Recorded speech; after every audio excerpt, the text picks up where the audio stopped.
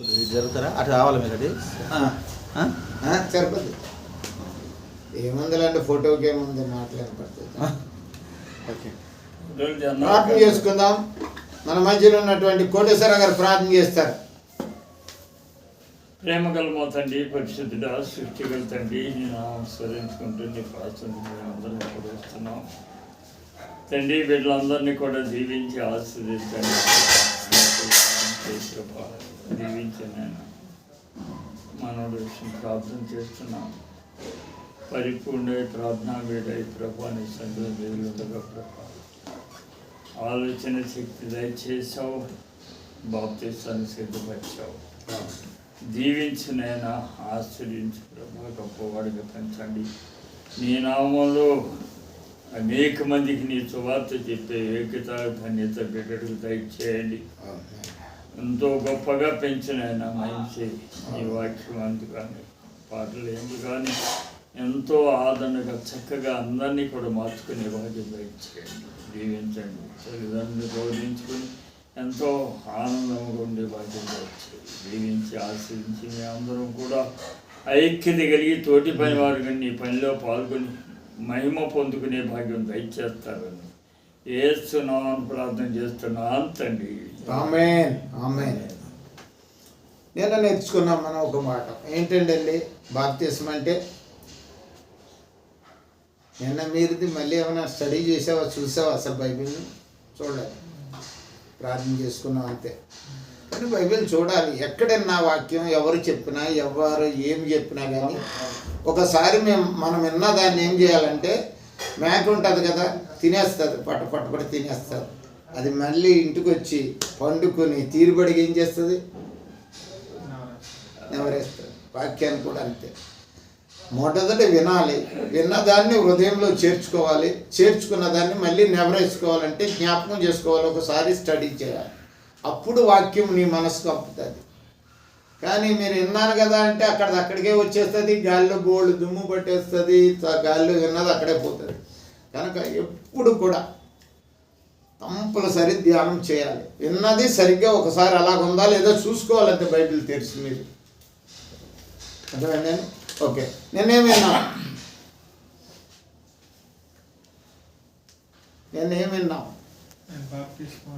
బాప్తిస్మం అంటే ఏమిటి? మొదటి స్టెప్ వేసుకున్నాం మనం. మొదటి స్టెప్ ఏంటి బాప్తిస్మం అంటే?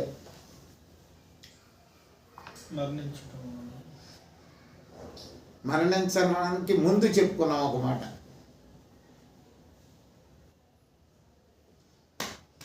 అపోస్తలుడైన పౌలు రోమపత్రికలో చెప్పాడు. ఏంటి? 7:24 తీయండి, వెంటనే తీయండి. అనిల్ లేటర్ డీటెయిల్స్ కాలేజ్కి వెళ్ళా. 9:24 రోమ 9:24.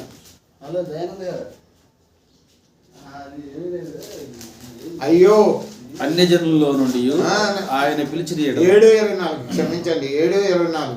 అయ్యో నేనెంత దౌర్భాగ్యుడను, ఇట్టు మరణముకు లోనగు శరీరము నుండి నన్ను ఎవరు విడిపించును అని అంటారు. అంతే కదండి?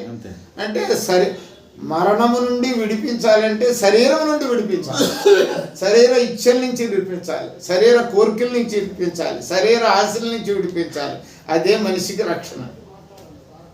శరీరానికి ఆత్మకు, శరీరంలో ఆత్మ ఉన్నప్పటికీ కూడా ఆ రెండిటికి వేరుగా ఉండాలి.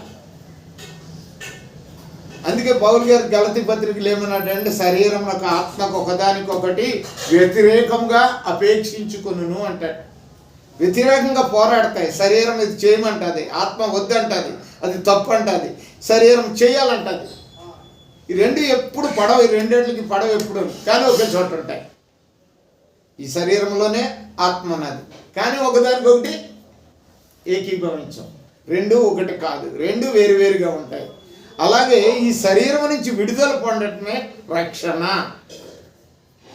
ఒక స్టెప్ అది.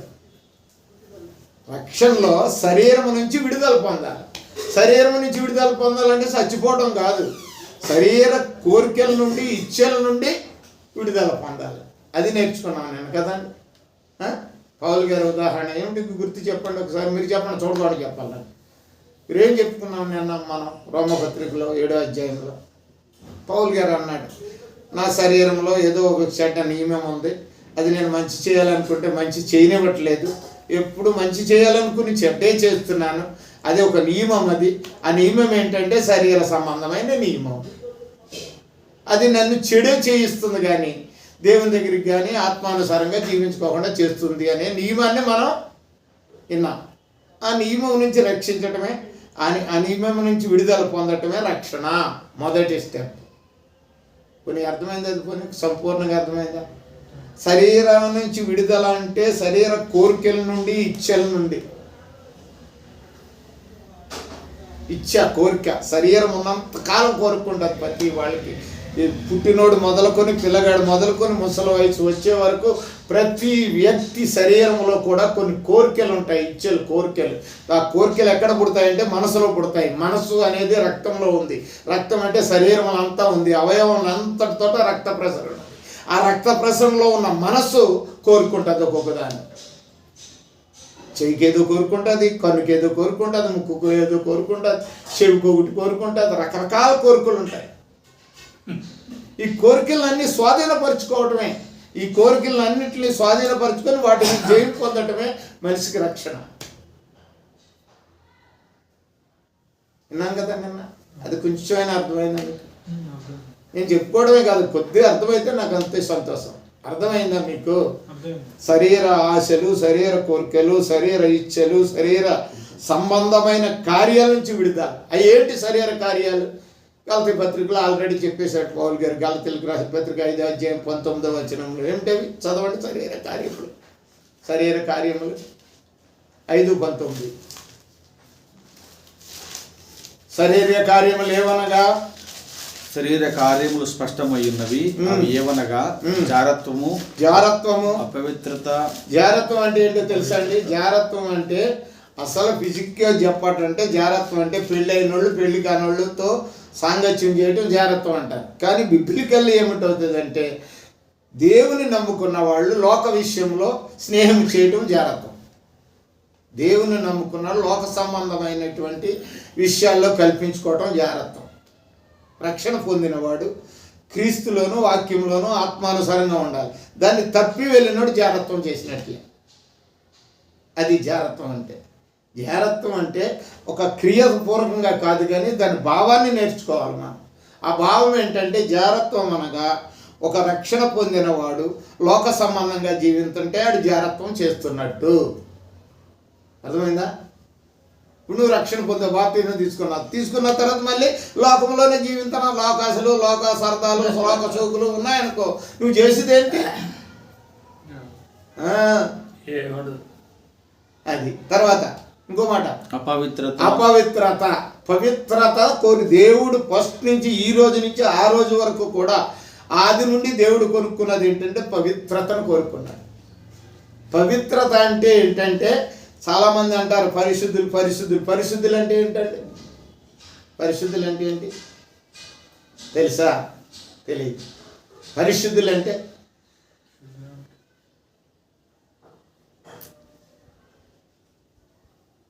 పరిశుద్ధులు అంటే సింపుల్గా మన భాషలో చెప్పుకోవాలంటే ప్రత్యేకింపబడినవారు, లోకానికి వేరైన వారు, లోకం చేసేటట్టు అటు చేయని వాళ్ళు. వీళ్ళ సపరేటు, వీళ్ళ ఆలోచనలు, వీళ్ళ మనసులు, వీళ్ళ క్రియలు, వీళ్ళ తలంపులు, వీళ్ళ ఉద్దేశాలు, వీళ్ళ ఇవన్నీ కూడా వేరే ఉంటాయి.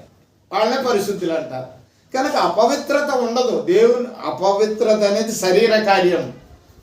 పవిత్రమైన దాన్ని పాడు చేసేది అపవిత్రత.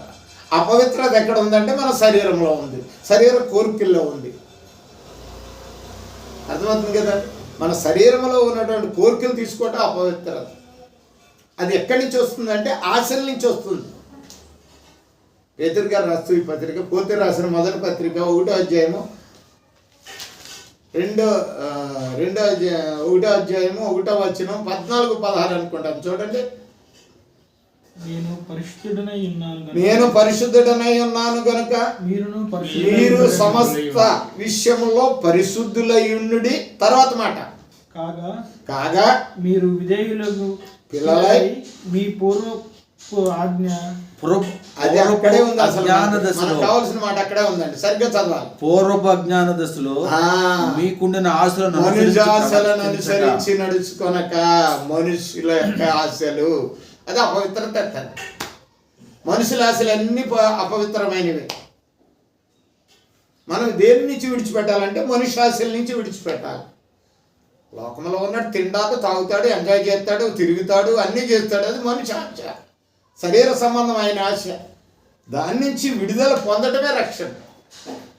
అర్థమైందండి? ఒక్కొక్క దాన్నే మనం ధ్యానం చేస్తున్నాం. కొద్ది కొద్దిగా చెప్తున్నాను నేను.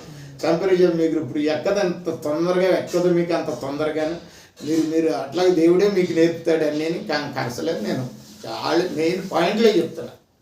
మనుష ఆశల్ని దూరంగా ఉంటుండే పవిత్రత, రక్షణ. అదేండి, అది అపవిత్రమైన దాన్ని పవిత్రపరుచుకోవాలంటే మనుజాశని విడిచిపెట్టాలి. ఏదో పెద్దదేమి కాదండి పవిత్రత. సింపుల్ ఏంటంటే దేవునిది కానిది ఏదో పాపం అండి. సింపుల్గా చెప్పాలంటే ఈ లోకంలో పాపం ఏంట్రా అని పెద్ద లిస్ట్ అవసరం లేదు. ఇది దేవునిది, దీనిది కానిది ఏదో పాపం. నువ్వు దేవుని నుంచి వచ్చావని నిన్న చెప్పాను నేను. మనం పుట్టినాడే మన పుట్టికే క్రీస్తు ద్వారా ఏర్పడ్డారు. తెలుసుకున్నాం కదా మనం. క్రీస్తు లేకపోతే మన పుట్టుక లేదు. క్రీస్తులో ఎప్పుడు ఏర్పాటు చేసుకున్నాడు? బూదిగంధములు ఏర్పరచకముందే ఆయన జీవాన్ని చూశాడు. చూశాడు కాబట్టి ఈ రోజున ఏర్పాటు చేసుకుంటున్నాడు. జీవన్ ఇప్పుడు వాడు కాదు, అప్పుడు వాడు క్రీస్తులో ఏర్పాటు చేసుకున్నాడు. ఆ రోజున ఆ క్రీస్తు ద్వారా ఈ రోజున రక్షణకు సిద్ధపరిచాడు. అది ప్రణాళిక, అది సంకల్పం అంటామా, అవునే కదా? కనుక ఈ క్రీస్తు లేకుండా ఏమీ లేదు. క్రీస్తే మనకి ప్రతి విషయంలోనూ క్రీస్తే. మనం పరిశుద్ధపరచబడాలన్నా, బాప్తిసం పొందాలన్నా, జీవించాలన్నా, నడవాలన్నా, బ్రతకాలన్నా ప్రతి దానికి క్రీస్తే ఉండాలి. అక్కడ క్రీస్తు లేకపోతే లేము మనం, నథింగ్. అది గమ్యము. ఇప్పుడు ఇక్కడికి వచ్చిన మనిషి, ఇంటికాడ నుంచి బయటికి వెళ్ళిన మనిషి మళ్ళీ ఇంటికి అక్కడ కాకుండా ఇంకొకటి ఇంటికి వెళ్ళిపోతాడా? వెళ్ళడు కదా. మరి ఇంటికి నుంచి వచ్చావు, నువ్వు ఎక్కడి నుంచి వచ్చావు? దేవునిలో నుంచి వచ్చావు. తిరిగి దేవునిలో లేకపోవటమే పాపం. దేవునితో జీవించకపోవటమే పాపం. కేవలం ఇక్కడ విడిచిపెట్టే శరీరానుసారమైన కోరికలు తీర్చుకొని బ్రతకడమే పాపం. శరీరం మీతో రాదు, నాతో రాదు, నా శరీరం రాదు, నీ శరీరం రాదు. మనం ఇక్కడ విడిచిపెట్టి వెళ్ళిపోవాల్సిందే. కానీ మనం ఎక్కడి నుంచి వచ్చాము? దేవునిలోంచి వచ్చాం.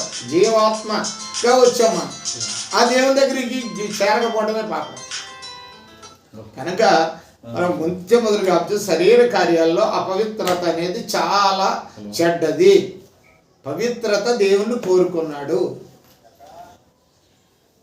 దేంట్లో పవిత్రత ఉండాలండి? మాటలో పవిత్రత ఉండాలా, లేకపోతే భక్తిలో పవిత్రత ఉండాలా, లేకపోతే నడవడికలో సమస్త, అక్కడ తర్వాత ఉండొచ్చు అన్నమాట. సమస్త ప్రవర్తనలయందు మిమ్మల్ని పిలిచిన వాడు పరిశుద్ధుడి కనుక ప్రకారము మీరు సమస్త ప్రవర్తనయందు ప్రవర్తనలయందు. ప్రవర్తన అంటే నడవడిక అండి. మన జీవితం నడవడిక. ఏ దాంట్లోనూ కూడా నడవడిక. ప్రతి నడవడికలో పవిత్రత ఉండాలి. ఆయన మాట్లాడితే చాలండి, తప్పు మాట్లాడు. ఆయన చెప్తే, ఆయన నడితే, ఆయన వెళ్తే చాలండి, అక్కడ చెడ్డ చేయడు. ప్రతి దాంట్లోనూ పవిత్రత కోరాలి. దేవుడు మొట్టమొదట కోరుకున్నది పవిత్రత. ఇశ్రాయేలుని ఏర్పాటు చేసుకోవడానికి ఒక్క అబ్రహాముని ఏర్పాటు చేసుకుని ఆయన ఏం చేశాడు తెలుసా? ఆయన్ని ప్రతిష్ఠించాడు. సున్నతి క్రమం ద్వారా ఆయన ఏం చేశాడు? ప్రతిష్ఠించాడు. వీళ్ళు నా ప్రజలు అన్నాడు. వీళ్ళు ఇతరులతో సంబంధం ఉండదు అన్నాడు. అర్థమవుతుందా? ఇప్పుడు నిన్ను బాప్తిసం ఇస్తే నిన్ను పవిత్రపరిచాడు దేవుడు. నీకు ఇతరులకి సంబంధం ఉండదు. అర్థమైందండి? కనుక పవిత్రత అనేది దేన్ని గుర్తుంది అంటే ప్రతిష్ఠించుకున్నప్పుడు జరుగుతుంది. దేవుడు ప్రతిష్ఠించుకున్నాడు అబ్రహాముని. ఒక్కడిని ప్రతిష్ఠించుకుని దాని నుంచి ఇశ్రాయేలుని తీశాడు.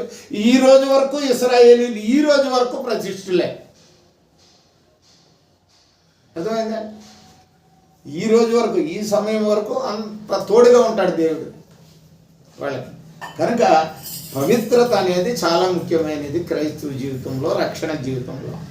దాన్ని మనం గుర్తించుకోవాలి. శరీర కార్యాల్లో అపవిత్రం అనేది ఉంటుంది. నెక్స్ట్ ఏంటంటే అపవిత్రత తర్వాత పక్షపాతము లేకుండా క్రియలను బట్టి ప్రతి వానిని తీర్పు తీర్చువాడు తండ్రి. కాదయ్య గారు, గలతీయులకు రాసిన పత్రిక 5వ అధ్యాయం 19వ వచనం చదువుకున్నాం. 5:19లో శరీర కార్యాలకు దూరంగా ఉండటమే రక్షణ. ఆ శరీర కార్యాలు ఏంటి మనం జ్ఞాపకం చేసుకుంటున్నాం.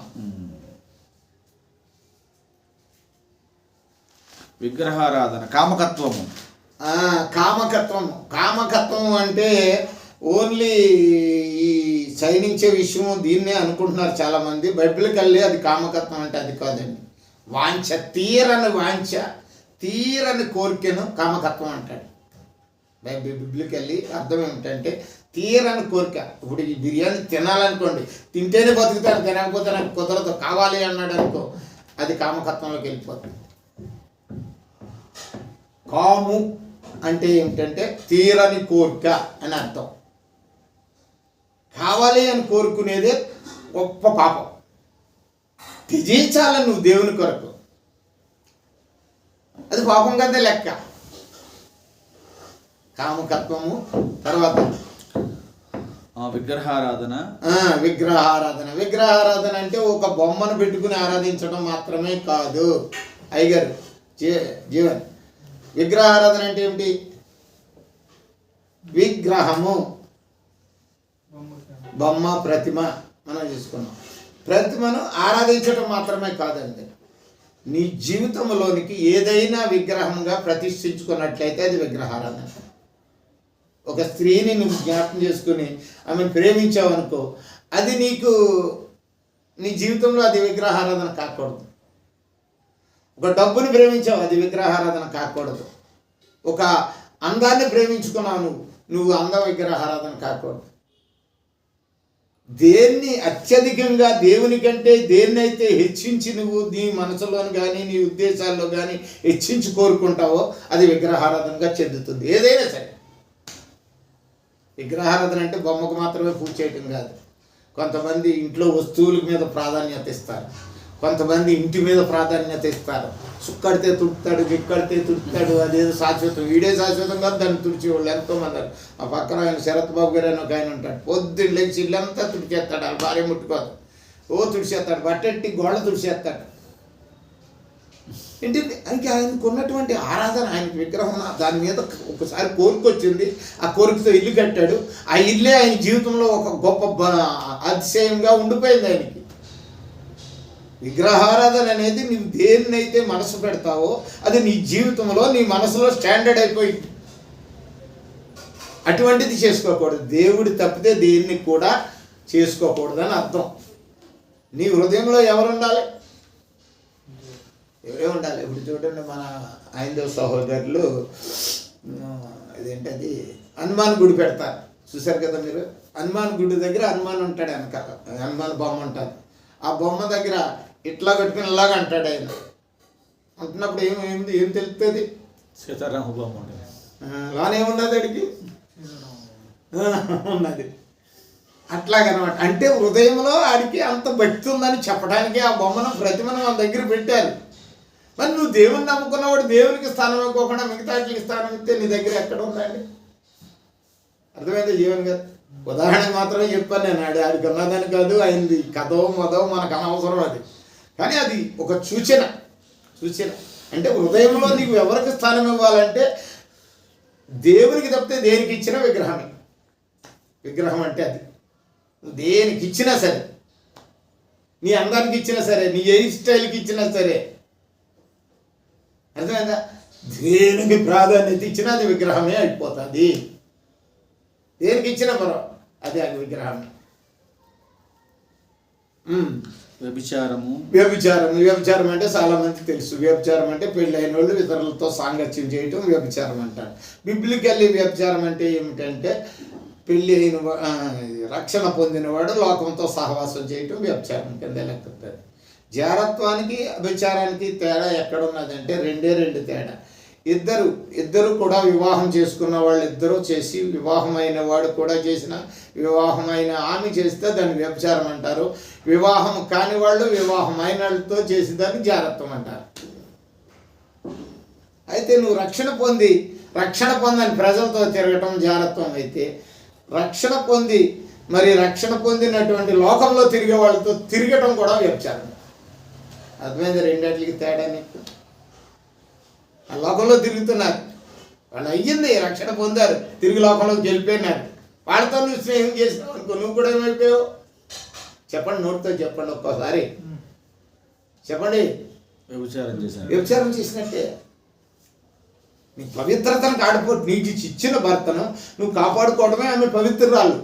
ఆ భర్తను విడిచిపెట్టి బయటతో వెళ్ళిపోతుంది, బయట తిరుగుతుంది అని వ్యభిచార కింద లెక్క. మన జీవితాలు కూడా వ్యభిచారం. ప్రభు అయిన యేసుక్రీస్తుని నమ్ముకున్నాం, ఆయన రక్షకుడిగా, విమోచకుడిగా, భర్తగా, మరి ఆయనకి మనం కన్యకగా ఉన్నాం. క్రీస్తుని నిలబెట్టి బయటికి వెళ్ళిపోయామంటే మనం వ్యభిచారమే. తర్వాత ద్వేషములు, ద్వేషాలు. ఎవరి మీద ద్వేషం పెట్టుకోకూడదు. ద్వేషం అనేది క్రైస్తవుడికి ఉండకూడదు. ప్రతి వాడిని కూడా నువ్వు ఒక్కటే, వాడితో నువ్వు సాంగత్యం చేయకూడదు, కానీ వాళ్ళు ద్వేషించకూడదు, ప్రేమించాలి. యేసు ప్రభు వారు పరిశుద్ధాత్మ దేవుడు అనేక సార్లు చెప్పాడు, శత్రువులను కూడా ప్రేమించమన్నాడు. అంత ప్రేమ మనం కలిగి ఉండాలి. ప్రేమ ద్వేషాలు మనం పెట్టుకోకూడదు, అవి శాశ్వతం కాదు. మనమే శాశ్వతం కానప్పుడు మన దేశం ఏమి శాశ్వతం అవుతుంది? ఒకరి మీద కక్ష పెట్టుకున్నాం, మనమే శాశ్వతం కానప్పుడు ఆ దేశం మిగిలిపోద్దా? ఉండదు. కనుక ద్వేషం ఉండకూడదు. అలాగే 12, 13 కూడా అయ్యే ఉంటాయండి. కలహములు, మత్సరములు. మత్సరం అంటే తెలుసా? మత్సరం అంటే మీరు ఇంగ్లీష్ మీడియం కాబట్టి ఇవన్నీ మరి ఏమనాలో నాకు కూడా ఇంగ్లీష్ పెద్దగా రాలేదు. మత్సరం అంటే ఈర్ష్య స్వభావం అండి. ఎదురుడు బాగుపడుతుంటే నేను కూడా ఎందుకు బాగుపడతాను అనుకున్నా వేస్టే, లేకపోతే ఆడు బాగుపడితే నువ్వు బాధపడితే కూడా వేస్టే. అది కూడా పాపంలోకి మత్సరం అనేది మన జీవితంలో ఉండకూడదు. క్రైస్తవ జీవితంలో మత్సరం ఉండకూడదు. ఇంకోటి క్రోధం అంటే తెలుసు. క్రోధం అంటే కోపం అంటే కక్షతో కూడిందని క్రోధం అంటాడు. కోపాన్ని కక్షతో అంటే ఆడి కోపం వాడి మనసులో ఉండిపోతే దాన్ని క్రోధం అంటాడు. కోపం వెదజల్లేసుకుని బూతులు తిట్టేసి 4 మాటలు అనేసి పోగొట్టుకున్నాడు అనుకో, దాని కోపం వచ్చినప్పుడు 4 మాటలు అనేస్తాడు, అయిపోద్ది, మళ్ళీ ప్రేమించేస్తాడు. అది కోపం. క్రోధం అనేది ఏంటంటే దాంట్లో ఉండిపోద్ది, మనసులో ఉండిపోద్ది, దాన్ని క్రోధం అంటాడు. ఉంచుకోకూడదు ఎప్పుడు. అది నీకే చెడు చేస్తుంది, నీకే అనారోగ్యత కలిగజేస్తుంది, నీ ఆత్మకే కలంకం తెస్తుంది, నిన్ను నష్టపరుస్తుంది. అది క్రోధం ఒకప్పుడు. అంతే కదండి. మనం ఏదైనా లోనికి వచ్చిందనుకో, అది డైజెషన్ అయ్యి కిందకి వెళ్ళిపోతే పర్వాలేదు, అవ్వలేదనుకో అది ఎలర్జీ చేస్తుంది, శరీరానికి ఏదో హాని చేస్తుంది. అట్లాగే కోపడు కానీ పాపం చేయొద్దు అన్నాడు యేసు ప్రభు పరిశుద్ధాత్మదేవుడు. కోపడు సరిగ్గా లేకపోతే కోపడు కానీ పాపం చేయొద్దు. పాపం చేయటం ఏంటంటే క్రోధంగా ఉంచుకోవద్దు, వాడి మీద కక్ష పెట్టుకోవద్దు. కోపడు, గద్దించు, చెప్పు, అది సహజమే. దాన్ని ఉంచుకోవడం క్రోధం అయిపోతుంది. అట్లాగే 13 విషయాలు కూడా అవి శరీర కార్యాలు, అవి మన శరీరంలో ఉండకూడదు. శరీరం గురించి చాలా కొన్ని విషయాలు నేర్చుకున్నాం. శరీరం ఎంత భయంకరమైందంటే పాపయుక్తమైనది శరీరం. పాప భూయిష్టము అని ఒక మాట పాత నిబంధన గ్రంథంలో ఉన్నది. పాప సంబంధమైన భూమిది, దీని ఇష్టము, భూ ఇష్టము అంటారు దీన్ని. ఈ శరీర ఇష్టాన్ని నెరవేర్చటమే పాపం. ఇది ఎప్పుడు మంచి కోరుకోదు. నా యందు, నా శరీరమందు ఏ మంచి లేదని నేను ఎరుగుతున్నానని 18లో అన్నాడు. రోమా 7:18 నేను చదువుకున్నా. నా శరీరంలో మంచే లేదంటాడు ఆయన. పౌలు అంతటి మహాభక్తుడే అన్నాడు అన్నమాట. అంటే శరీరం ఎప్పుడు పాపమే. ఆయనకే కాదు, మనకు కూడా అంతే, ఎవరికైనా అంతే. శరీరం దాని కోరికలు నెరవేర్చుకోవడమే దాని వచ్చావు. పాపం అంటే ఒక మాట చెప్పినాడు యాకోబు పత్రిక 1:14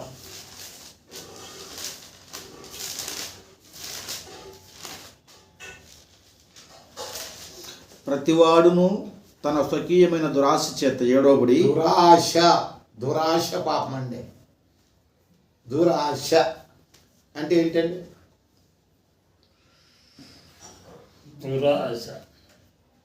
ఎక్కువ ఆశపడతాను. దుర్రు దుర్రు అక్కడికి ఎడగొట్టండి. దుర్రు ఆశ, దుర్గాడికి ఎడగొట్టాలి. దుర్రు అంటే ఏంటంటే తెలుసా? దుష్టుడు, ఆశ, దుష్టుడు ఆశ. అది అర్థమైందండి? వాడు దుష్టుడు, దుష్టుడు ఆశ చూపుతాడు నీకు. నీకు అన్ని సమృద్ధిగా ఉన్నాయి, ఎదరింటికి దగ్గర మంచి మా జాంకాయలు కనపడుతున్నాయి. అది చూసిన తర్వాత నువ్వు అబ్బా భలే కాసిన వాళ్ళ చెట్లు, మనకు కూడా కాస్తే బాగుండు, మనం కూడా వేసుకుంటే బాగుండు అనుకుని పర్వాలేదు. కానీ అది కావాలని కోరుకున్నావు చూసావా, అది నీకు దుష్టుడు కలెక్ట్ చేసింది. అందుకే వాడి ఆశను గురించి చెప్పినప్పుడు యేసుప్రభు వారి ప్రసంగం, యేసుప్రభు వారు కూడా మాట మాట్లాడాడు. యోహాను సువార్త 8:44 ఒకసారి చూడండి. ముందు 8:44.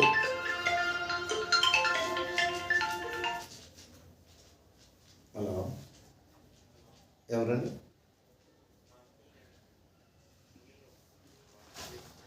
అప్పుడు కడుగుదాం అనుకున్నాను, ఇవాళ రేపు మార్నింగ్ కంపల్సరీ క్లీన్ చేస్తా. చెప్పు, రేపు క్లీన్ చేపిస్తా. లేదు నేను ఈవేళ చేయాలనుకున్నాను కానీ బయటకు వచ్చాను కొంచెం. రేపు కంపల్సరీ చేసేస్తా.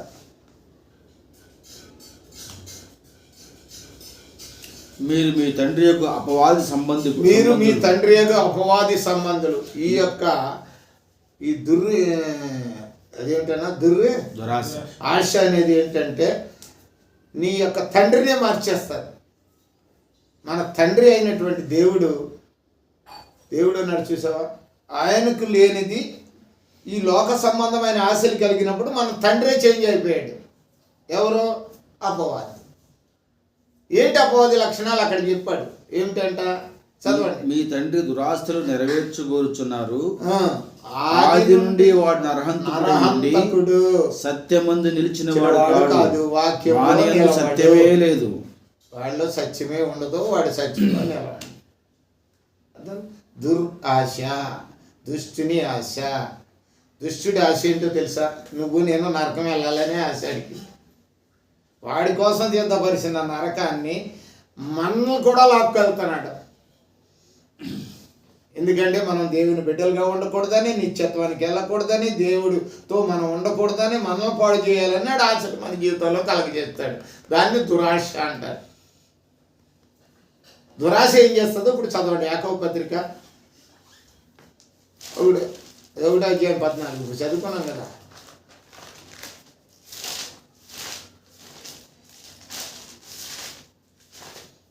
దురాశ చేత ఏడవబడి అంటే ఏంటో తెలుసా అండి? ఈడ్చుట ఎప్పుడు జరుగుతుందండి? ఈడ్చుట ఎప్పుడు జరుగుతుంది? ఇప్పుడు ఆయన ఉన్నాడు, ఆయన ఇలా రండి అన్నాను, నేను రాలేదు. ఆయన నేనేం చేస్తాను? చేయట్టుకుని ఏం చేస్తాను? లాగుతాను, ఈడ్స్తాను అన్నమాట. నీకు ఇష్టం లేదు, నువ్వు ఏడబడుతున్నావు పాపంలోకి, ఏడవబడుతున్నావు దుష్టుడు ఆశల్లోకి, దుష్టుడు పరిస్థితుల్లోకి వెళ్ళిపోతున్నావు. నువ్వు ఈడ్చుకుని వెళ్ళిపోతున్నాడు. నిన్న మాట నేర్చుకున్నావు. బంధించాడు, శరలో పెట్టేశాడు. పాపం అనే శరలో మనల్ని తీసుకెళ్ళాడు. మనకున్న పరిస్థితులను బట్టి, శరీర కోరికలను బట్టి తీసుకెళ్ళి పాపం అనే బందికాణాల్లో పెట్టేశాడు దుష్టుడే, మనలో ఉన్న పాపం ద్వారా. ఇక్కడ కూడా ఏమనంటే ఏడవబడతాం మనం. అక్కడికి బలం ఇష్టం లేదు అసలు మనకి, కానీ వాడు ఈడ్చుకెళ్ళిపోతాడు. ఏడవబడి దురాశ చేసే పని. మరులు గొల్పబడిన వాడై శోధింపబడు దాంట్లోనే దొల్లుతాడు. ఏడవబడిన వాడు దొల్లుతాడు. మరులు గొల్పడం అంటే ఇలాగా ఏమంటారంటే దాన్ని తెలియక కూడా సరిగ్గా రాదు. మరులు గొల్పబడటం అంటే దాంట్లోనే దొల్లుతాడు, పాపంలో దొల్లుతాడు. ఇక కంప్లీట్ అయిపోతుంది. ఇంకా పాపం అడ్డుకుపోతాడు శరీరానికి. ఇప్పుడు పందిని తీసుకొచ్చామనుకోండి, బురదలో దిగింది, బురదలో దిగితే ఊరుకోతుంది. ఏం చేస్తుంది చెప్పండి? ఆ పక్కన ఈ పక్కన మొత్తం అంతా అడ్డుకుంటేనే కదా దానికి సంతోషం రాదు. కావాల్సింది ముక్కుతోటి తీసుకుని ఎత్తి మీద వేసుకుంటుంది అది. ఇలాగే చూడలేదు మీరు ఎప్పుడు పందిల్ని? ఎక్కడ చూడలేదు మురుక్కుంట్లో ఉన్నప్పుడు. అట్లాగే మనల్ని ఆ పాపంలో దొల్లించేది ఏంటంటే దురాశ పాపం. దేని మీద కూడా చెడ్డ ఆశ పడకూడదు. ఉన్నదా? దాంట్లో దొరుకుతుంది దురాశ. కనుక మనం ఇంతటికీ ఇవన్నీ ఎందుకు చెప్పుకుంటున్నామంటే చాలా టైం అయిపోతుంది, మీకు ఎక్కువ చెప్పి అయితే మళ్ళీ హీట్ ఎక్కుతుందేమో భయం నాకు. కనుక రెండవ స్టెప్ ఏంటంటే అండి, రక్షణకు మెయిన్ తీసేసి ఏంటంటే మారు మనసు అంటే.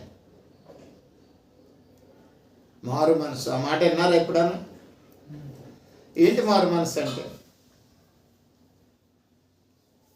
చదివారు కదా. మారు మనసు అంటే ఏంటి? మెయిన్ ఇవాళ చెప్పవలసింది మారు మనసే. ఇప్పుడు ఇవన్నీ చూసాం, చెడ్డ కార్యాలు ఇవన్నీ చూసినాం, మనం దురాశ చూసినాం, అది చూసినాం, శరీర కార్యాలు చూసాం, ఇవన్నీ చెడ్డవి. మారు మనసు అంటే ఏంటి? వీటన్నిటినీ మారు మనసు. ఒప్పుకుంటూ ఉన్నారు. మళ్ళీ ఒప్పుకోవడం అనే వరుడు అక్కడ, మళ్ళీ ఒప్పుకోవడం అంటే ఒప్పుకోకూడదు, విడిచిపెట్టాలి. ఒక వ్యక్తి, సపోజ్ ఎవరైనా సరే, ఒక వ్యక్తి ఉన్నాడు.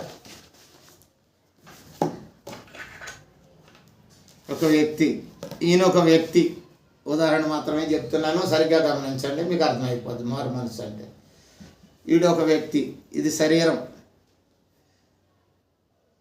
ఇది ఆత్మ, ఇది మనస్సు. ఈ మూడు కలిపితే ఏంటి? ఒక వ్యక్తి, మనిషిలో ఈ మూడు భాగాలు ఉన్నాయి. ఎప్పుడు కూడా ఈ మనిషికి ఉన్నటువంటి ఈ యొక్క, ఇది ఏమనుకున్నాము, దీన్ని మనస్సు అనుకున్నాం కదా, ఎప్పుడు దీంతోటే ఉంటుంది. దేంతో ఉంటుందంటే శరీరంతో. ఇక్కడే ఉంటుంది ఆత్మ, దీంట్లోనే ఉంటుంది. కానీ ఇది ఈ మనసు ఎక్కడ దేంతో ఉంటుంది? శరీరంతో ఉంటుంది, అటాచ్డ్ దీంతోటే. ఈ మనసు ఏది చెప్తే ఈ శరీరం అదే చేస్తారు. అర్థమైందా కొంచెం? ఈ మనసు ఈ మనసు మాట, ఈ శరీరం ఎన్నంత కాలమో కూడా ఈ శరీర సంబంధమైన క్రియలు, ఇప్పుడు మనం ధ్యానం చేసిన క్రియలన్నీ చేస్తుంది. దొంగిలించడం, వ్యభిచరించడం, ఇంకోటి చేయటం, కొట్లాడటం, ఇంకా అన్నీ కూడా చెడ్డ కార్యాలన్నీ, శరీర కార్యాలన్నీ చేస్తుంది ఈ మనసు యొక్క ఆశని. అలాంటి వ్యక్తి ఒక రోజున వాక్యం విన్నాడు. వాక్యం విన్నప్పుడు, నువ్వు చేసేదంతా చెడ్డరా బాబు, నువ్వు నరకం వెళ్ళిపోతావని పాస్టర్ గారు చెప్పారు, ప్రార్థన చేశారు, వాక్యం చెప్పారు, అన్నీ అన్నాడు. అప్పుడు ఆయనకి కొంచెం పశ్చాత్తాపం కలుగుతుంది. అవును, నేను చెడ్డగా తిరుగుతున్నాను, చెడి.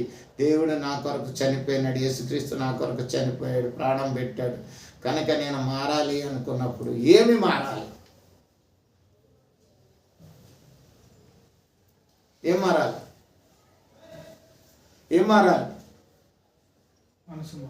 మనసు మారాలి. మనసు ఎక్కడికి మారాలి? అర్థమైపోవాలి ఇప్పటికీ. జీవన్ గారు చెప్పండి తొందరగా. ఈ శరీరంతో ఇక్కడ ఉన్నప్పటికీ దీనికి జోడ కట్టాలి, దీనికి జోడ కట్టాలి. దీనికి జోడ కట్టేసినప్పుడు ఇక్కడికి వచ్చేసింది. ఇక్కడికి వచ్చినప్పుడు ఇక్కడే ఈ రెండు ఏకమైపోయినాయి, శరీరం విడిచిపెట్టుబడ్డది. ఇప్పుడు ఏం కలిసింది? మనసు ఆత్మ కలిసింది. అదే నిన్న చదువుకున్న రోమీయులకు రాసిన పత్రిక 8వ అధ్యాయం 5వ వచనంలో, శరీరానుసారులు శరీర విషయముల మీద మనస్కరింతురు, ఆత్మానుసారులు ఆత్మ విషయముల మీద మనస్కరింతురు. శరీరానుసారమైన మనస్సు మరణము, ఆత్మానుసారమైన జీవమును సమాధానమై ఉన్నదని నేను నేర్చుకున్నాను. కనుక ఇప్పుడు ఎక్కడి నుంచి ఎక్కడికి వచ్చేసింది ఇది? అసలు ఇక్కడ ఉండేది ఎక్కడికి వచ్చేసింది? దీని పక్కకు వచ్చేసింది. ఇప్పుడు ఏమైపోయినాడు వీడు? ఆత్మానుసారుడైపోయినాడు. ఇక్కడి నుంచి ఇక్కడికి మారటమే మనస్సు, మనస్సు ఇక్కడి నుంచి ఇక్కడికి మారటమే మారు మనస్సు అండి. ఏమని అర్థమైందా మీకు? అర్థం కాకపోతే మళ్ళీ చెప్పండి. ఈ శరీరాన్ని విడిచిపెట్టి దేవుని వైపు తిరుగుటమే మారు మనస్సు. ఇంతవరకు శరీరం ఏది తినమంటే తిన్నది, వెళ్ళమంటే వెళ్ళింది, చేయమన్నది చెయ్యింది, ప్రతిదీ చేసింది. ఈ మనస్సు కోరికది, మనసుకు ఉంటుంది ఇచ్చా కోరిక అని చెప్పాను కదా. ప్రతి కోరిక మనసులో పుడుతుంది, మనసు రక్తంలో ఉన్నది కాబట్టి ప్రతి అవయవంలోనూ రక్తం ఉన్నది. మన శరీరంలో ఉన్న అవయవాలు, వాటిలో ఉన్నటువంటి మనసు కోరిక ఆ అవయవం నెరవేరుస్తుంది. ఆ అవయవం శరీరంలో భాగం.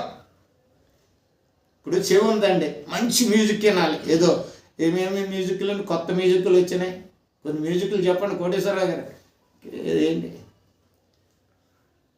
నాగరికత మ్యూజిక్లు వచ్చాయి కదండి, మ్యూజిక్లు వచ్చాయి కదా, సంగీతాలు కొత్తవి. ఏవో వింటే దానికి ఏదో ఆనందం, ఉత్సాహం. ఒకటి లేచిపోతాడు, అసలు నుంచోలేడు, ఇలా ఊగిపోతాడు. ఆడపిల్లలు కూడా ఇలా ఊగిపోతారు. అది సంగీతం.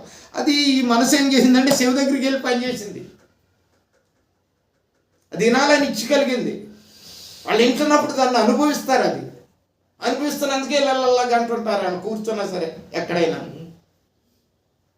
అనుభూతి అన్నమాట. అందుకని ఇక్కడి నుంచి ఇది విడిచిపెట్టి ఇక్కడికి వచ్చినప్పుడు శరీరానుసారమైన మనసు కాస్త ఆత్మానుసారమైన మనసు అయిపోయింది. ఆత్మ అంటే దేవుడు, దైవికంగా జీవించాలనే మనసు ఆయనకి కలిగింది. అదే మారు మనసు. అర్థమైందా పోనీ? మారు మనసు అంటే అర్థమైంది కదా. శరీరానుసారమైన మనసు నుండి ఆత్మానుసారమైన మనసుకు రావటమే మారు మనసు. మార్పు చెందింది, ఇక్కడ ఉండేది ఇక్కడికి వచ్చేసింది మనసు. దాన్ని మారు మనసు అంటారు. అసలు మారు మనసే బాప్తీసానికంటే కావాల్సింది మారు మనసే. అపోస్తుల కార్యంలో 2వ అధ్యాయంలో 38వ వచనంలో అపోస్తుడు అయినప్పుడు పేతురు గారు మాట అన్నాడు. అక్కడ 2వ అధ్యాయం 38లో పేతురు మీరు మారు మనసు పొంది పాప క్షమాపణ నిమిత్తము వాడు క్రీస్తు యేసు నామమున బాప్తిసం పొందుడి. అది ఏం చేయాలంటే ముందు మారు మనసు. అందుకే ఎబ్రోను సంఘాలు ఎప్పుడైనా చూసారా మీరు? ఇక్కడక్కడ ఉంటాయి. ఎబ్రోను సంఘాల్లో బాప్తిసం లెక్క కాదు, అసలు రియల్లీ కూడా లెక్క కాదు. బాప్తిసము పొందటం అనేది సాక్ష్య జీవితం మాత్రమే. సాక్ష్యం ఈ జనులు ఎదురా, పంచభూతాలు ఎదురా, దేవుని దూతలు తొంగు చూస్తున్నారు కాబట్టి వాళ్ళ ఎదురు తీసుకున్నటువంటి సాక్ష్య శిహనం మాత్రమే. నీటిలో మొదలటమైనా ఇదైనా కానీ మారు మనసు ఎప్పుడు మారు మనసు వచ్చిందో అప్పుడే రక్షణ వచ్చినట్టు. అప్పుడే పరిశుద్ధాత్మ నీలోకి వస్తాడు. అప్పుడు నీ మనసు మారిపోతుంది, నీ క్రియలు మారిపోతాయి, నీ తలంపులు మారిపోతాయి, నీ ఉద్దేశాలు మారిపోతాయి, నీ ఆలోచనలు మారిపోతాయి, నీ సమస్తం మారిపోతాయి. కనుక రక్షణకి మెయిన్ ఏంటంటే మారు మనసు. అది అక్కడ నుండి ఇక్కడికి రావాలి. కాకపోతే అవతల ఉందండి, నీ శరీరాన్ని దిగి అవతల లోకంలోకి వెళ్ళింది. ఆ లోకంలో కూడా నీ ఆత్మానుసారం రావటమే మారు మనసు. పోనీ అలాగనుకున్నా సరే లోకంలో ఎందుకు తిరుగుతావు? ఈ శరీర కోరికను బట్టి తిరుగుతావు నువ్వు, లేకపోతే లోకంలో ఎందుకు తిరుగుతావు? ఎంజాయ్ చేయాలనో, శరీరం ఏదో కోరుకుంటుంది, ఏదో తినాలనో, ఏదో తాగాలనో, ఏదో చేయాలనో, ఈ శరీరం కోరుకున్న దాన్ని బట్టి దాని నుండి ఆ మనసు కోరుకున్నదల్లా శరీరం చేస్తుంది. ఇప్పుడు కింగ్ ఏంటో తెలుసా? ఇక్కడ కింగ్ ఏంటి? కింగ్ అంటే రాజు. మనసే కింగ్. ఇక్కడ మానవ శరీరంలో మనసే కింగ్ అండి. మన శరీరం అనే సామ్రాజ్యం మహాపట్నం అంటాడు దేవుడిది. ఈ మహాపట్నంలో రాజు ఎవరు? మనసు. అది మాత్రం దేవుడు ఇవ్వలేదు, గుర్తుంచుకోండి మీరు. ఎవరైనా సరే దేవుడా నాకు మారు మనసు ఇవ్వడం అంటే పొరపాటు మాట. అది మారు మనసు నీకే కలగాలి, దేవుడు ఇవ్వడం. మారు మనసు వచ్చినప్పుడు పరిశుద్ధాత్ముడు నీలోకి వచ్చి నువ్వు చేస్తున్న దాన్ని తప్పని చూపిస్తాడు. అర్థమవుతుందా జీవన్ గారు? మారు మనసు నువ్వే పొందాలి. అందుకే బైబిల్లో చాలాసార్లు మీరు మారు మనసు పొందుడి అన్నాడు. కానీ నేను మారు మనసు ఇస్తానని దేవుడు ఎక్కడ అనలేదు. మనం పొందాలి, మన స్థితిని మార్చుకోవాలి, మన పందాన్ని మార్చుకోవాలి, మన మార్గాలు, మన ఆలోచనలు ఇవన్నీ మార్చుకోవాలి. మార్చుకున్నప్పుడు దేవుడు కరుణిస్తాడు. ఆ కరుణ కృప ఏమవుతుందంటే నీకు పరిశుద్ధాత్మను అనుగ్రహిస్తాడు. పరిశుద్ధాత్మ ద్వారా నీవు చెడును చూసి ఇది చెడు అని తెలుస్తుంది, నీకు ఇది మంచి అని తెలుస్తుంది. మారు మనసు రెండవ మెట్టు. మొట్టమొదటిది శరీరం నుంచి విడుదల, రెండవది మారు మనసు అంటే శరీరం నుంచి మనసును విడగొట్టుట. ఈ భాష బైబిల్లో అక్షర రూపంలో ఉండదు. ఇది ఆప్యాయంగా నేర్చుకోవాల్సిన విషయాలు ఏవి, అవగాహన. అర్థమైందా? అలాగే ఎక్కడ ఉంది చూపించండి అంటే నేను రిఫరెన్స్ చూపించలేను. ఇది నేర్చుకోవాలంతే, మనకు తప్పదు. కనుక అక్కడ శరీరం నుంచి నీ యొక్క మనసును, అక్కడ శరీరం నుంచి విడుదల పొందటమే రక్షణ ఎలాగో ఇక్కడ మారు మనసు కూడా రక్షణే. మారు మనసే మెయిన్ రక్షణ. అందుకే పౌలు అన్నాడు, మీరు మారు మనసు పొంది అంటే మారు మనసు దేవుడు ఇస్తాడు. సరిగ్గా కూర్చోండి, లేకపోతే ప్రార్థన చేయండి, లేకపోతే ఉపవాసం ఉండండి, లేకపోతే ఇంకోటి చేయండి అనలేదు. మనలో పొందమన్నాడు, అంతే. అది పొందాలి. ఎప్పుడు వస్తుంది అది అంటే నీకు పశ్చాత్తాపం కావాలి. ఓ మనిషి తప్పు చేసినప్పుడు వాడికి పశ్చాత్తాపం వచ్చినప్పుడు మారు మనసు వస్తుంది. తప్పు చేశానని వాడికి తెలిసినప్పుడు వస్తుంది. తప్పు గురించి వాడికి అవగాహన, ఇది తప్పు అని తెలిసినప్పుడు వస్తుంది, లేకపోతే రాదు కదా. లోకమంతా చేస్తుంది, నేను చేస్తున్నాను, లోకంలో నేను ఒకటే, ఏం తప్పేముంది, వాడు చేయలేదా ఈడు చేయలేదా అని చూపిస్తాం. అందుకే శరీర కార్యాల్లో దాన్ని చేర్చాను. కనుక ఇక్కడికి వచ్చేటప్పటికి పాపం అనేది మొట్టమొదటిగా తెలియాలి. ఇక్కడికి వచ్చినప్పుడు తెలిసినప్పుడు దానికి పశ్చాత్తాపం కావాలి, అప్పుడు మారు మనసు వస్తుంది.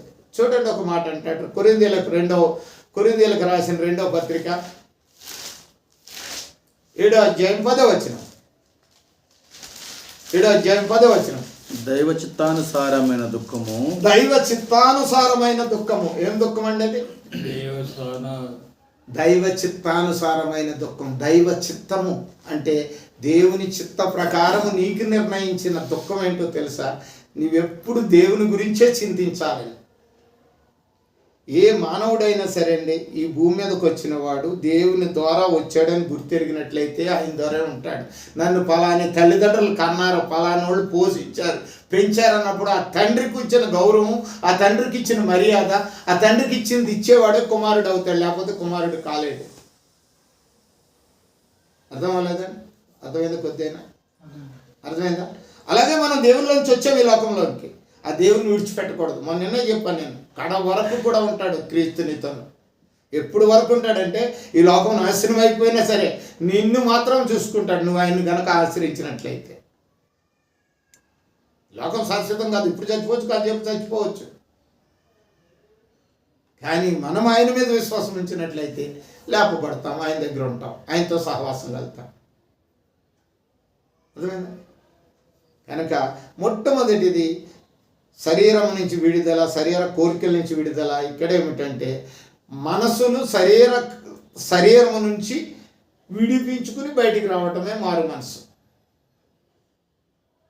అది వచ్చి ఎక్కడికి రావాలంటే ఆత్మ దగ్గరికి వచ్చేయాలి. ఆత్మానుసారమైన మనస్సు. ఆత్మ ఎలా చెప్తే అలా చేస్తాడు. ఆత్మ ఎక్కడ చెప్పింది?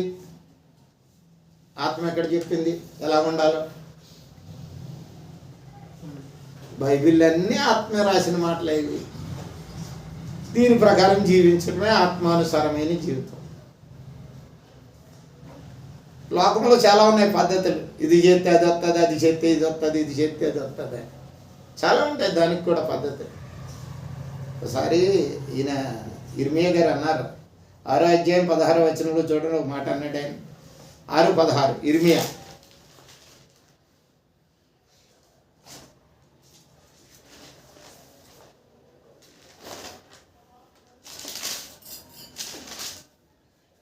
యెహోవా ఎలాగూ సెలవిచ్చుచున్నాడు, యెహోవా ఎలాగూ సెలవిచ్చుచున్నాడు, మార్గంలో నిలిచి చూడి.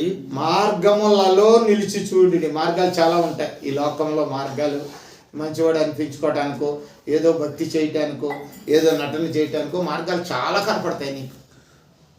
ఓన్లీ ఈ క్రైస్తవ మార్గమే లేదు, లోకంలో అనేక మార్గాల్ని చేసుకున్నారు, అనేక మార్గాలు నిర్ణయించుకున్నారు, అనేక మార్గాలు అవలంబిస్తున్నారు వాళ్ళు.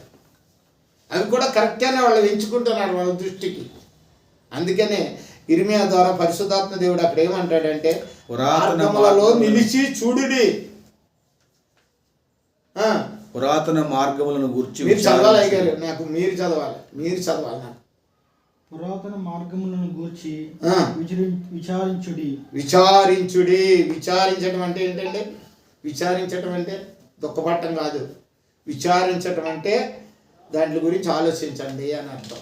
విచారించుట అంటే ఆలోచించుట కదండి. దాని గురించి అనేక మార్గాలు ఉన్నాయి లోకంలో. యేసుక్రీస్తు మార్గమే ఎందుకు సత్యమైనది అంటే దానికి ఆన్సర్ నీ దగ్గర రావాలి. అర్థమైందండి. వాళ్ళు కాదంటే తప్పు ఊరుకుంటారు. అలా నీకు నాదే కరెక్ట్ అని చెప్తున్నా. నీలో ఎంత సత్యం ఉన్నది, ఎంత కరెక్ట్గా ఉన్నది తెలుసుకోవాలి. నువ్వు విచారించాలి. దాని గురించి జ్ఞానం, దాని గురించి నువ్వు సంపూర్ణ అవగాహన రావాలి. మార్గములో నిలిచి చూడుడి. దాని గురించి చదవండి. 16 పురాతన మార్గములను గూర్చి విచారించుడి, మేలు కలుగు మార్గమేది అని అడిగి అందులో నడుచుకునుడి, అప్పుడు మీకు నెమ్మది కలుగును. అది అయితే వారు మేము అందులో నడుచుకున్నామని చెప్పుచున్నారు. కనుక ఆయన ఏమంటున్నాడంటే నీకు నెమ్మది కలగాలి లోకములు అంటే ఏది మేలైన మార్గమో ఎంచుకోవాలి. అర్థమైందా? కనుక మనము గమనించాలి. మనము ఈ రోజున మారు మనసు కావాలి అంటే ఏది చెడ్డది ఏది మంచి కావాలంటే మనసు మార్చుకోవాలి. ఫస్ట్ ఆఫ్ ఆల్ మనసు మార్చుకోవాలి. కంపల్సరీ మార్చుకోవాలి. మనసును మీరే మార్చుకోవాలి. ఒకరు మార్చరు. నీకు దేవుడు కూడా మార్చుకునే అవకాశం ఇస్తాడు, కానీ మారేది మాత్రం నువ్వే. అర్థమైందండి? మారు మనసు దేవుడు ఇవ్వడు. అందుకే మారు మనసు పొందుడి, మారు మనసు పొందుడి. ఇప్పుడు యేసు ప్రభు వారు వచ్చారు. వచ్చిన వెంటనే మత్తయి సువార్త 4:17 ఏమన్నారు? ఆయన ఏమన్నారు చూసేటప్పుడు చూడండి. అయ్యారు మీకు లేట్ అవుతుందంటే నేను ఫోన్ చేయాలి. 4:17 మత్తయి సువార్త 4:17. అప్పటి నుండి యేసు పరలోక రాజ్యము సమీపించున్నది గనుక మీరు మారు మనసు పొందుడని చెప్పుచు ప్రకటన మొదలుపెట్టాను. మరి ఆయన ఇచ్చేయచ్చు కదా, జీవన్ గారు ఇచ్చేయచ్చు కదా. యేసు ప్రభు వారు ఏమంటున్నాడు? ఆయన చెప్పండి. పొందుకోండి మారు. మీరు మాట్లాడకపోతే మీరు రేపు పొద్దున్నే మీకు అర్థం అవునట్టే నాకు అవగాహన. వినాలి, వింటే అర్థం. వింటున్నారు కాబట్టి మాట్లాడండి. మీరు మాట్లాడండి. పొందుకోమన్నాడు. మారు మనసు పొందండి అన్నాడు. ఆయన ఇచ్చేయచ్చు కదా. ఆయనే యేసుప్రభువే కదా. ఆయన ఇచ్చేయచ్చు కదా. అంటే మారు మనసు పొందేది మనస్థితి. అది ఇష్టపూర్వకంగా చేసే పని. నువ్వు ఈ రోజున కావాలి అంటున్నావు, నువ్వు మారు మనసు పొందుతాను అన్నావు కాబట్టి మారు మనసు గురించి అవగాహన కావాలి నీకు. అది మనకే కలగాలి. అది అదే 3వ అధ్యాయం చూడండి. మత్తయి సువార్త 3వ అధ్యాయంలో 1వ వచనంలో, ఆ దినములందు బాప్తిస్మము ఇచ్చు యోహాను వచ్చి పరలోక రాజ్యము సమీపించి ఉన్నది, మారు మనసు పొందుడని. మారు మనసు పొందుడు. ఆయన కూడా యోహాను గారు కూడా బాప్తిస్మము ఇచ్చి యోహాను గారు కూడా ఏమంటున్నాడు? పొందాలి. అంతే, మనమే పొందాలి. నేను చెప్పేది ఏంటంటే ఇప్పుడు ఎందుకు మనం ఇట్లా దీని గురించి ఎక్కువ ధ్యానం చేస్తున్నామంటే మారు మనసు పొందే స్థితి మనదే. అది దేవుడు ఇవ్వడు. మనం పొందితే ఆయన రక్షణ ఇస్తాడండి. ఒక మాటలో చెప్పాలంటే మనం పొందితే ఆయన కరుణిస్తాడండి. మనం పొందితే ఆయన క్షమిస్తాడండి. అర్థమైందా? అర్థమవుతుందా? పోనీ వారి మనసు మనమే పొందాలి. ఈ మనసు నుండి మనసుకు పొందటమే మారు మనసు. ఇక్కడి నుంచి ఇక్కడికి వచ్చే స్థితి నీదే, దేవునిది కాదు. ఆయన తీసుకెళ్ళి అక్కడ పెట్టాయండి, పెట్టాడు ఆయన. నువ్వు అక్కడికి వచ్చినప్పుడు నిన్ను కరుణిస్తాడు. అర్థమైందా? దేవుణ్ణి చాలా ఈజీగా తెచ్చేసుకుంటున్నారు. ఎక్కడి వరకు తెచ్చుకున్నారంటే మెడలో వరకు తెచ్చేసుకున్నారు. దేవుణ్ణి మానవుడు ఏం చేశాడంటే మెడలో వేసేసుకుంటున్నాడు. సిలువేసుకుంటున్నాడు. ఇంకొకటి అల్లాది కట్టుకున్నాడు, అల్లాడు కట్టుకుంటున్నాడు. బొమ్మలు కట్టుకున్నాడు. ఎంతవరకు వచ్చేసాడు దేవుడు? ఇప్పుడు వీడి శరీరం మీదకి వచ్చేసాడు. కానీ దేవుడి దగ్గరికి వెళ్ళటం మానేశాడు మానవుడు.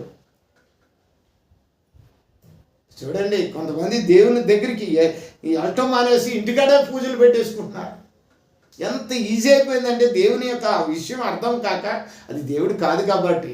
మరి నేను దాని గురించి చెప్పట్లేదు కానీ విశదీకరించడం అంత ఈజీ అయిపోయింది. మారు మనసు అనేది ఒక కష్టతరమైనటువంటి జీవితం అండి. ఒక భావోద్రేకంతో కూడినటువంటి శక్తి అది. నీ సెల్ఫ్ కంట్రోల్ అంటారు దాన్ని.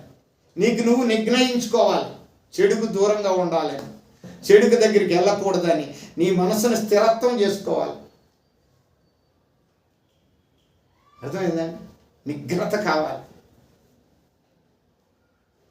అంటే నేను చెడుని చూడను, చెడుని దగ్గరికి వెళ్ళను, నేను మారు మనసు పొందుతాను. కనుక బాప్తీసంలో రెండవది ఏంటంటే మారు మనసు. 54:2 చూడ 55:7 చూడండి. యెషయా గ్రంథం 55:7. 55:7 యెషయా.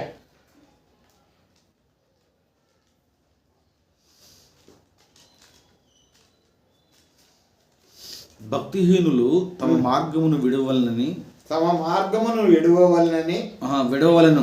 విడవవలెను. దుష్టులు తమ తలంపులను మానుకోవలెను. సరిగ్గా చదవండి. ఇదైతే మీరు ఐగరే చదువుతారు. తీయండి యెషయా. వారు యెహోవా వైపు తిరిగిన ఎడల ఆయన వారి యందు జాలిపడును. చదివితే కొంచెం వ్యక్తిగత మీరు చదవకూడదు. క్షమించండి, మీరు పాస్టర్ గారు, మీరు అక్కడే చెప్పాలి, ఇక్కడ కాదు, మాకు కాదు. మేము స్టూడెంట్స్.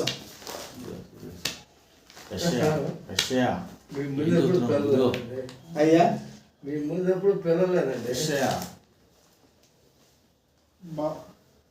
55:7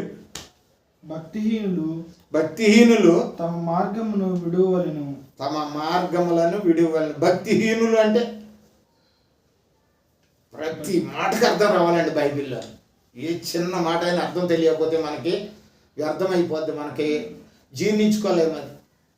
కనుక ఆ మాట మనకు అర్థం రావాలంటే హీనులు అంటే లేని వాళ్ళు. హీనులు అంటే ఏంటండి? లేని వాళ్ళు, భక్తి లేని వాళ్ళు. ఒక్క మాటలో చెప్పాలండి, భక్తి లేని వాళ్ళు తమ చదవండి ఇప్పుడు. దుష్టులు భక్తిహీనులు ఏం చేయాలండి? తమ తలంపులను మానవలెను. మొదటిది భక్తిహీనులు తమ మార్గమును విడువలెను. ఏ మార్గంలో ఉన్నారు ఇప్పుడు? దుష్టులు. దుష్టుడి మార్గంలో, లోక మార్గంలో. భక్తిహీన మార్గాలు ఎన్నో ఉన్నాయి లోకంలో. ఎక్కడికి వెళ్ళినా కొల్లలో అవి ఆ మార్గాన్ని విడిచిపెట్టేయాలంట. తర్వాత తమ తలంపులను మానవలెను. ఏం చేయాలంటే అండి, మారు మనసుకు సంబంధించినవి ఇవన్నీ. అందుకే ఇది మనం జ్ఞానం చేస్తున్నాం. ఇప్పుడు తలంపు పాడు చేయొద్దండి. మనిషిని మారు మనసు పొందకపోతే మన తలంపులు పాడు చేయొద్దు. తలంపులు అంటే ఏంటండి? ఆలోచన. Very good. ఆలోచన. మన ఆలోచనలో పాడు చేయాలి. మన ఆలోచనలో భక్తిహీనుల యొక్క తలంపులు మానేసుకోవాలి మనం. వారు యెహోవా వైపు తిరిగిన ఎడల ఆయన వారి యందు జాలిపడును. అప్పుడు ఆయన ఏం చేస్తాడండి? జాలి పడతాడు. తిరుగుట అనేది మారు మనసు. అక్కడి నుంచి ఇక్కడికి తిరిగావు, ఆ దుష్టత్వం నుంచి, భక్తిహీనత నుంచి ఇక్కడ భక్తిలోకి వచ్చేసావు. దీన్నే మారు మనసు అంటారు. అర్థమవుతుందా? కొద్దైనా గారు అర్థమైతే చాలు నాకు. మారు మనసు అంటారు. తిరిగి ఇంక కింద ఉందో మాట. ఆయన వారి యందు జాలిపడును. వారు మన దేవుని వైపు తిరిగిన ఎడల ఆయన బహుగా క్షమించును. ఇప్పుడు మారు మనసు ద్వారా ఏం దొరుకుతుంది మనకి? క్షమాపణ దొరుకుతుంది. మన బాల్యం నుండి తెలుసో తెలియకో, అనుకునో అనుకోకో, మరి చేయకూడదని చేసో ఎన్నో తప్పులు చేస్తాడు మానవుడు. ప్రతివాడు ఈ లోకంలో ఎవ్వడో పరిశుద్ధుడు లేడు. నేను అనుకుని చెప్పుకునేవాడు ఎవ్వడో గొప్పవాడు ఎప్పుడో లేడు.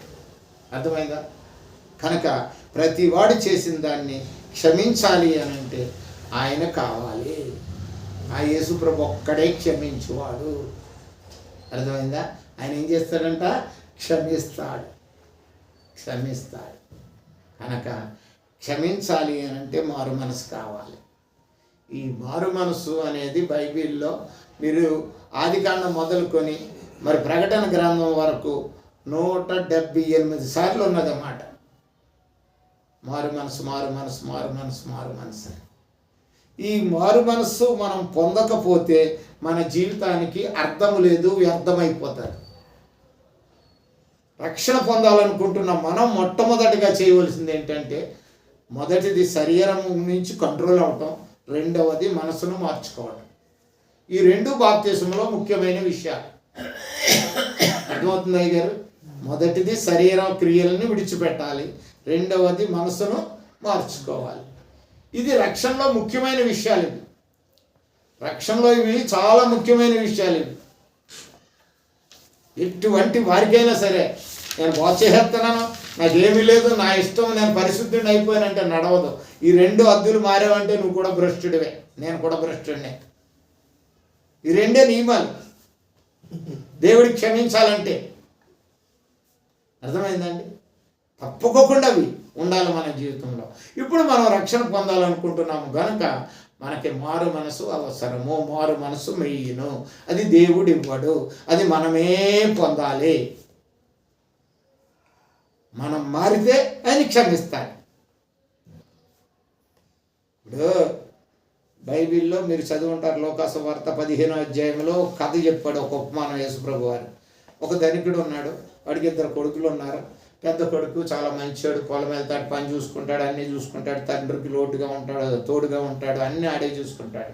చిన్నవాడు కూడా పెరుగుతున్నాడు, చిన్నవాడు కాబట్టి ప్రేమ చూపాడు కాబట్టి చిన్నవాడు ఏం చేశాడు, కొంచెం లాడ్ ఎక్కువైంది కాబట్టి వాడు కొంచెం గారాభంగా పెరిగి కొంతకాలానికి వాడికి స్నేహితులు ఎక్కువైపోయి వాడు స్నేహితులతో తిరిగి ఏమన్నాడు, తండ్రి నాకు వచ్చి వాట నాకు ఇచ్చేయి, నేను వెళ్ళి వేరే చోట ఉంటాను, నేను ఇక్కడ ఇంట్లో ఉంటాను అని చెప్పేశాడు. సరే వాళ్ళ తండ్రి మాట్లాడుకోకుండా ఇచ్చేసాడు. దీంట్లో అర్థం ఏంటి మీరు చెప్పాలి, నేను చెప్తున్న దాంట్లో సరిగ్గా గమనించాలి. అది వెంటనే ఇచ్చేసాడు తండ్రి, ఓట పనిచేశాడు, అడే డబ్బంతా పట్టుకున్నాడు, వెళ్ళిపోయినాడు. తండ్రికి దూరంగా వెళ్ళిపోయినాడు, ఇంటి నుండి దూరంగా వెళ్ళిపోయినాడు. అది గమనించాలి. ఈ మాటలన్నీ ఎందుకు చెప్తున్నా అంటే మీకు గమనించారని. కనుక ఇంటి నుంచి దూరంగా వెళ్ళిపోయాడు. ఎవరు ఆశీర్వాదం ఉండాలి? తల్లిదండ్రులకి, పిల్లలకి తల్లిదండ్రుల ఆశీర్వాదం ఉండాలి. ఎప్పుడు తండ్రి అనేవాడు పిల్లలు క్షేమం కోరుతాడు. అందుకే యేసుప్రభు వారు చెప్పిన బోధలో ఏమన్నదంటే, తండ్రిని కుమారుడు మరి చేపను అడిగితే పామునిచ్చినా, రొట్టెని అడిగితే రాయినిచ్చినా అన్నాడు, ఇవ్వడు. కనుక ఇటువంటి తండ్రిని విడిచివాడు వెళ్ళిపోయాడు వాడు. ఇందాక మీరు చదువుకున్నారు 55 ఏళ్ళు అదే స్థితి. అది విడవలేదాడు. దుష్టత్వ స్నేహంలోకి వెళ్ళిపోయాడు, ఉన్నదంతా ఖర్చు పెట్టేసుకున్నాడు, ఇష్టానుసారం అయిపోయింది, తిండికి కూడా లేకపోయింది. పందిరుడి దగ్గర కూలికి వెళ్ళాడు, అక్కడ ఆ పందులకే మేత ఇవ్వమన్నాడు కానీ వీడు కూడు గురించి ఆలోచించలేదాడు. అప్పుడు ఆ పొట్టు తిన్నాడు, అప్పుడు బుద్ధి వచ్చింది, బుద్ధి వచ్చిన తండ్రి దగ్గరికి వచ్చాడు. ఇప్పుడు మనం ఎలా జీవించామో ఏదో దేవునికి అనవసరం. ఇప్పుడు మాత్రం మనం ఎక్కడి దగ్గరికి వెళ్ళాలి? తండ్రి దగ్గరికి. మారు మనసుతో వస్తే మాత్రమే ఆయన కనికరిస్తాడు. ఆయన కనికరించాడు ఆ తండ్రి. బైబిల్లో మీరు చూడండి, తర్వాత 15వ అధ్యాయంలో ఆడు ఏకంగా విందు చేశాడు, నా కొడుకు తిరిగి వచ్చాడని. పెద్ద విందు చేశాడండి. ఎందుకు తెలుసా? దేవుడు ఈరోజు నీ కొరకు నా కొరకు కూడా అదే చూస్తున్నాడు. నువ్వు రక్షణ పొందితే పరలోకంలో విందు చేస్తాడు దేవుడు. తెలుసా? గొప్ప విందు జరుగుతుంది. ఎందుకంటే ఆ కుమారుడు లోకంలో నుంచి మారు మనసు పొంది నా దగ్గరికి వచ్చాడు, నా ఆత్మానుసారుడు అయ్యాడు. కనుక మనము మారు మనసు అనేది రక్షణలో మొదటి మెట్టు శరీరం నుంచి పెడితే, రెండో మెట్టు మారు మనసు. దీనికి కూడా మార్పు చెందాలి. అక్కడ శరీరం నుంచి ఎడబాటు పొందాలి, ఇక్కడ మరి మనస్సు ఆత్మకు వైపు తిరిగి హత్తుకుని జీవించాలి.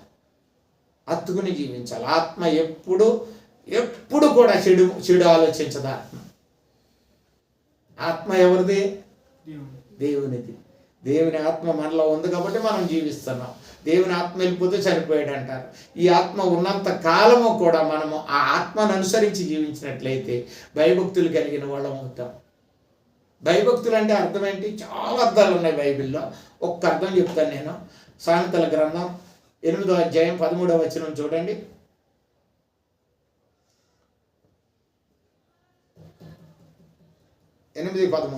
యెహోవాయందు భయభక్తులు కలిగి ఉండుట చెడుతనమును అసహించుకొనుటయే. ఏంటంటే భయభక్తులు ఉంటే నీకు గుర్తేంటి? చెడును అసహించుకోవాలంతే.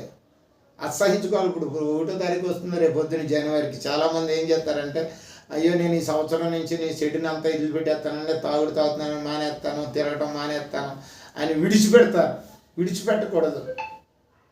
ఇప్పుడు ఇక్కడి నుంచి నువ్వు రక్షణ పొందిన తర్వాత చేయవలసిన పని ఏంటో తెలుసా? చెడ్డదాన్ని ఏం చేయాలి? అసహించుకుంటే ఏం చేస్తా? ఇప్పుడు మనం ఇలాగ వెళ్తున్నప్పటికీ ఎవరో ఇక్కడ ఖరాబు చేశారు, దాన్ని చూసామనుకో, ఆ సమయంలో మన నోట్లో ఉన్న ముమ్మును కూడా మింగం, అంటాం, థూ అని ఊసేస్తాం. అంటే ఎంత అసహ్యం కలిగింది దాన్ని చూస్తే నీకు. అలాగే చెడుని చూసినప్పుడు నీకు అంత అసహ్యం కలిగితేనే నీకు మారు మనసు వచ్చినట్టు, లేకపోతే మారు మనసు వచ్చినట్టు కాదు. అదే అన్నమాట. అసహించుకోవడం అంటే అది విడిచిపెట్టడం కాదు, మానేయటం కాదు. చాలామంది మానేశానంటారు, నేను తిరగడం మానేశాను, నేను తాగడం మానేశాను, నేను అలాగే వెళ్ళటం మానేస్తే మళ్ళీ పట్టుకుంటావు. ఎప్పుడైనా దొరికితే మళ్ళీ అట్టుకుని వెళ్ళిపోతావు. మానేయకూడదు, దాన్ని అసహించుకున్నాడు మళ్ళీ చేరడం. ఒకసారి ఉమ్మెత్తే నాకుతావా మళ్ళీ? నేను డైరెక్ట్ ఓల్గర్ లాంగ్వేజ్లో మాట్లాడుతున్నాను, నువ్వేం బాధపడకు, నీకు అర్థం అవ్వాలని చెప్తున్నాను. మనం ఉంచేసిన దాన్ని మళ్ళీ తిరిగి మనం తీసుకుంటాం నోట్లోకి, తీసుకుంటామండి. మరి ఉంచేసిన దాన్ని జోలికి వెళ్తున్నారు ఈ రోజుని. అంటే వాడికి సరైనటువంటిది ఏమి లేదు, మారు మనసు లేదు. దేవుడు వాడిని క్షమించడు, వాడిని రక్షించడు. అర్థమవుతుంది అయ్యారు? కనుక మారు మనసు రెండో పాఠం. ఇవాళ మారు మనసు పొందాలి కంపల్సరీ. మారు మనసు పొందితే ఏమవుతుందంటే, ఓ మాట అంటాడు రోమీలకు రాసిన పత్రిక 6వ అధ్యాయం 23వ వచనం, మన కంటది.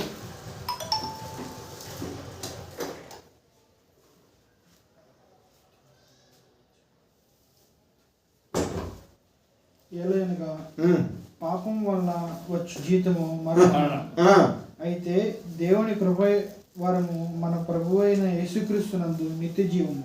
నాకు అర్థమైంది, మీకు అర్థమైందా? అది చదివింది ఏంటి చెప్పండి, అది చూడకుండా చెప్పండి. పాపం వల్ల వచ్చు జీతము మరణము, దేవుని కృపావరము వల్ల నిత్య జీవము. అది అర్థమైందండి. దీనికి రిజల్ట్ ఉంది, దానికి రిజల్ట్ ఉంది. రిజల్ట్లు చూసుకోవాలి నువ్వు, రిజల్ట్ కావాలి నీకు, అంతే కదా. పరీక్షల్లో రిజల్ట్ ఒకటే చూస్తావు నువ్వు, ఎన్ని మార్కులు వచ్చాయి, తర్వాత విషయం పాస్ అయ్యామా ఫెయిల్ అయ్యామా. వచ్చిన వెంటనే పేపర్ వచ్చింది, ఇవాళ న్యూస్ పేపర్ వచ్చిన వెంటనే చూస్తాను నెంబర్ వచ్చిందా లేదా. రిజల్ట్ కావాలి, నీ జీవిత ఫలితం కావాలి, నీ జీవిత ప్రయోజనం కావాలి. అర్థమవుతుందండి? పరిపక్వం కావాలి. పండు అయినప్పుడు ఆ పండుకు వచ్చినటువంటి స్థితి మారిపోద్ది. పండుది కాయగా ఉన్నప్పుడు అది పచ్చగా ఉంటుంది, చెట్టు ఉన్న ఆకారంలో ఉండొచ్చు, ఇంకో రకంలో ఉండొచ్చు.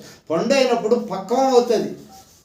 ఆ పండు తినడానికి, ఆహారానికి రుచికరంగా ఉంటుంది. పక్వానికి కావాలి, నీ యొక్క పరిస్థితి పక్వానికి వచ్చేయాలి.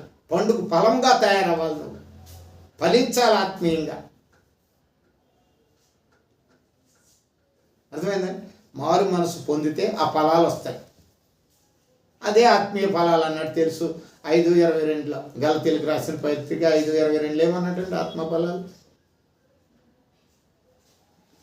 ఆత్మఫలాలు.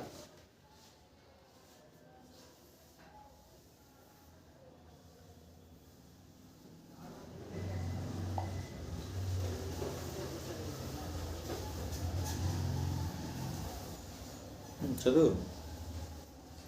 ప్రేమ, సంతోషము, సమాధానము, దీర్ఘశాంతము, దయాళత్వము, మంచితనము, విశ్వాసము, ఆశానిగ్రహము. ఏంటండి ప్రేమ అంటే ఏంటి? ప్రేమ అంటే ఏమిటి?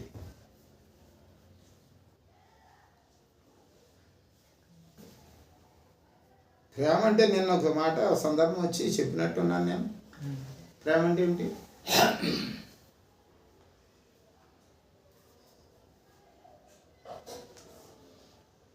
మీ అమ్మని ప్రేమించాను, ఎట్లా నిరూపిస్తావు?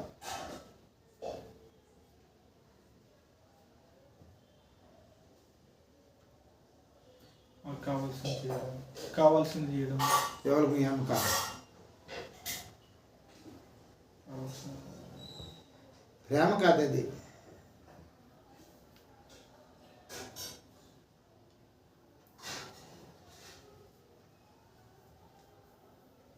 యోహాను సువార్త 14:15 15-14 చూడండి, రెండిట్లో ఏదో ఒకటి. మీరు నన్ను ప్రేమించిన ఎడల నా ఆజ్ఞలు గైకొందురు. ఏంటంటే ప్రేమ? ఆయన ఆజ్ఞలు గైకొందురు. అది ప్రేమ అంటే.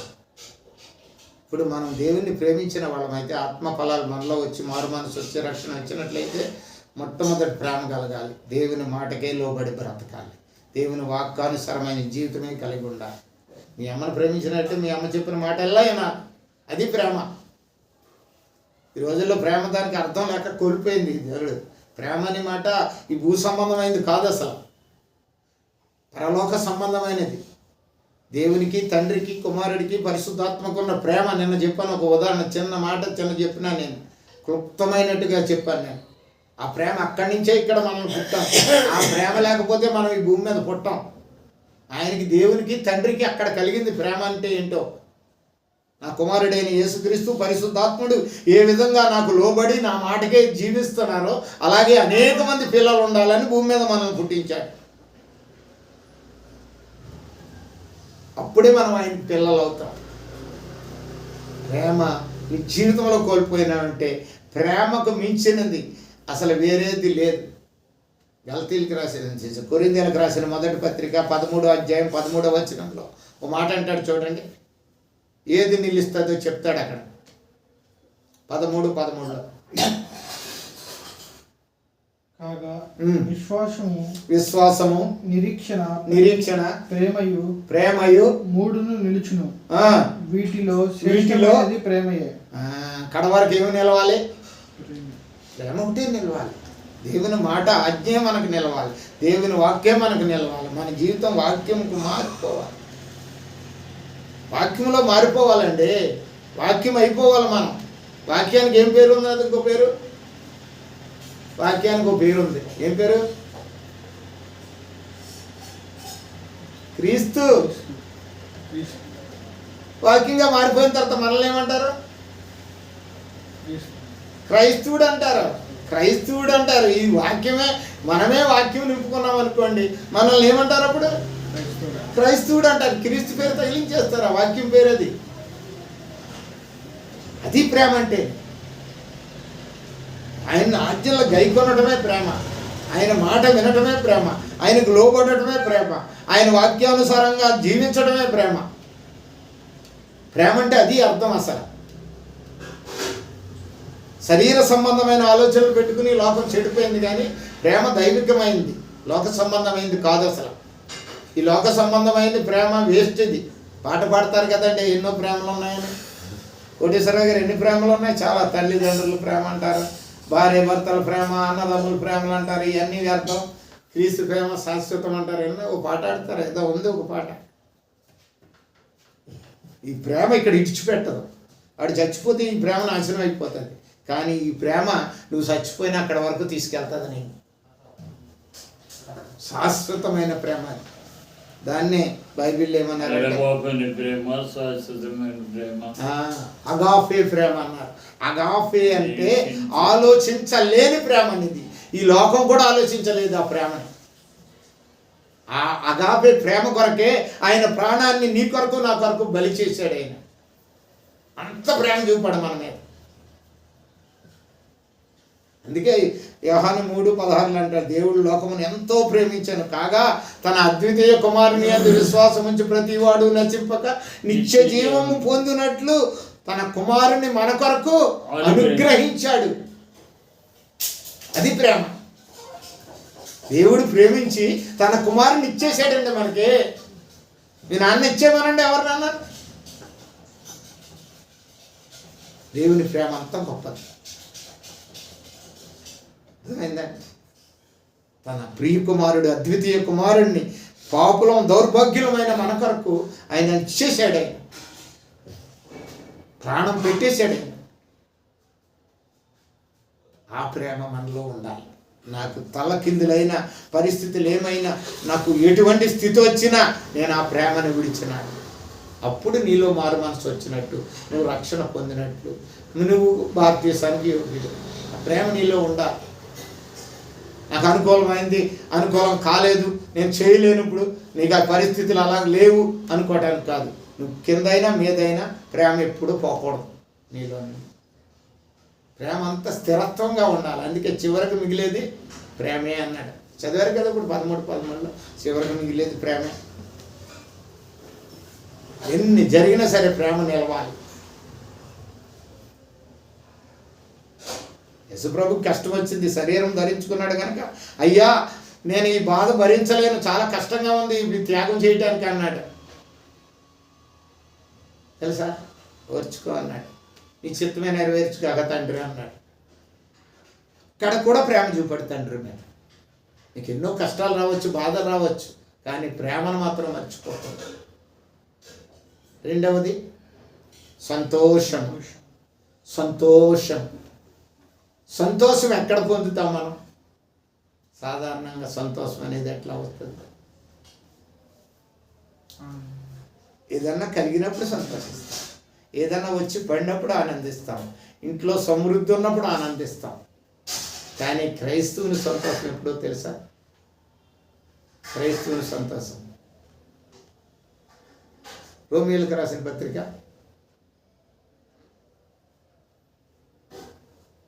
8వ అధ్యాయము 35వ వచనం.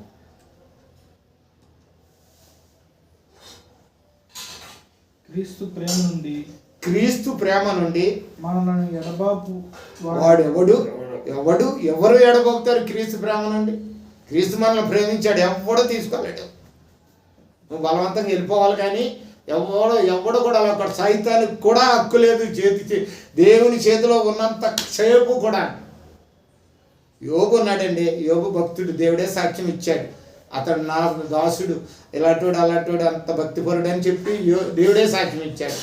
నువ్వు కష్టం కలిగించాడు సంగతి నేను చూస్తానని సాతాను గడి సేవలు చేసి వచ్చాడు భూమి మీదకి. వచ్చి అనేక కష్టాలు కలిగించాడు. ఎప్పుడన్నా మారాడండి?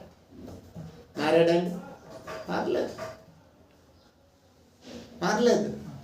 అది ప్రేమ అనేది ఏమిటంటే ఎప్పుడు మారాలి. అది నేను చెప్పేది. ఎటువంటి పరిస్థితులు వచ్చినా సరే, ఈరోజు నువ్వు బాప్తీసం తీసుకోవడానికి ఇష్టపడుతున్నావు, నీ జీవితంలో కష్టాలు రావచ్చు, బాధలు రావచ్చు, ఇబ్బందులు రావచ్చు, శోధనలు రావచ్చు, సమస్యలు రావచ్చు, అనేకమైనవి రావచ్చు. వాటిలో కూడా ప్రేమను పోగొట్టుకోకూడదు. ప్రేమ చాలా ముఖ్యమైనది. ఏమైనా సరే ఒక్కసారి తీసుకున్న నిర్ణయం నీ బ్రతుకు దినాలన్నీ కూడా ఉండాలి.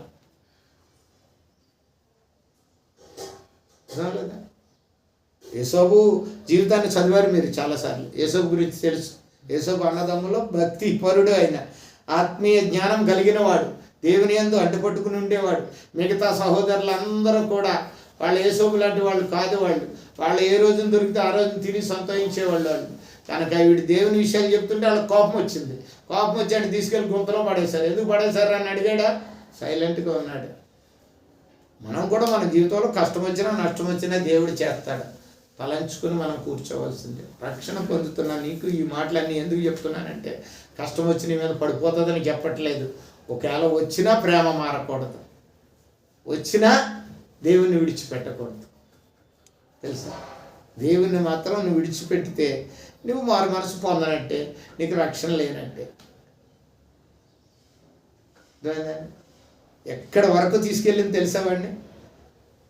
ఐగుప్తు మహారాజు వరకు తీసుకెళ్ళింది. మన జీవితంలో దేవుడు పెంచుతాడు.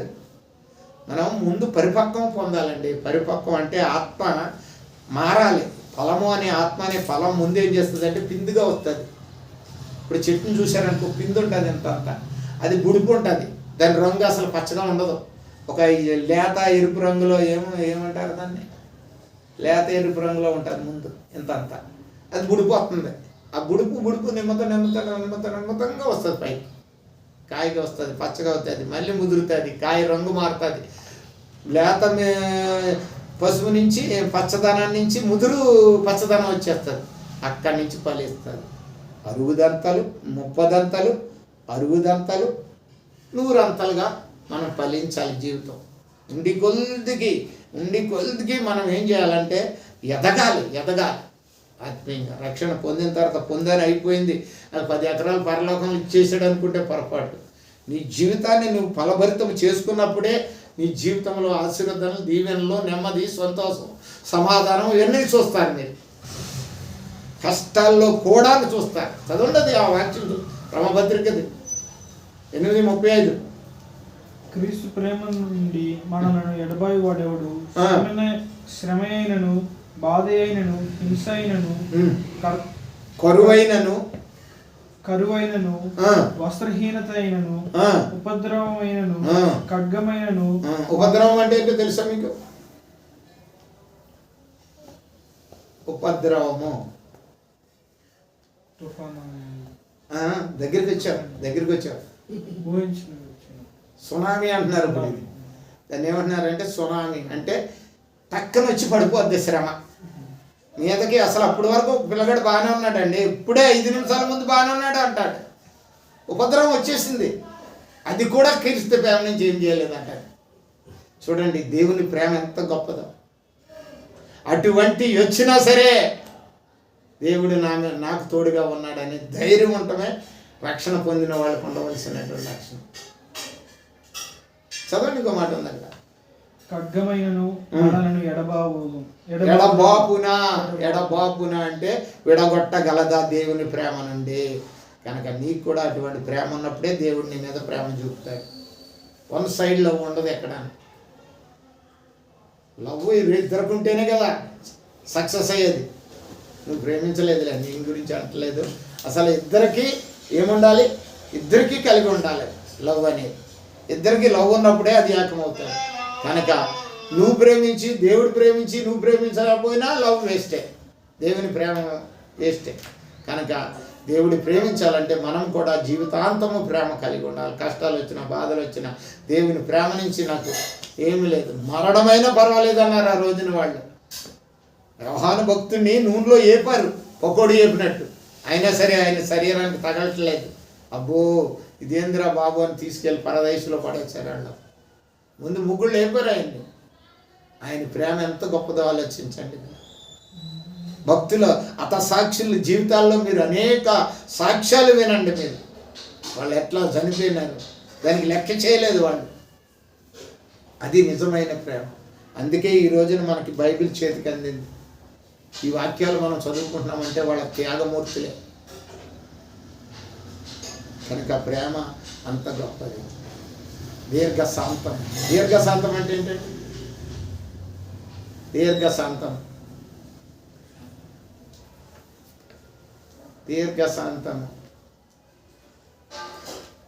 శాంతము అంటే నెమ్మది, దీర్ఘము అంటే చాలా రోజుల వరకు. దీర్ఘశాంతం అంటే ఎప్పుడు సమాధానంగానే ఉండటం, సహించుకోవాలంటే. దీర్ఘశాంతము కూడా ఉండాలి.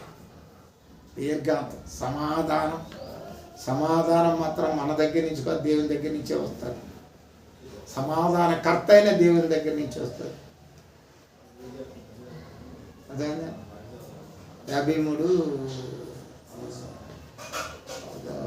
అనుకుంటాను. 26:3 చూడండి. యెషయా గ్రంథం 26:3.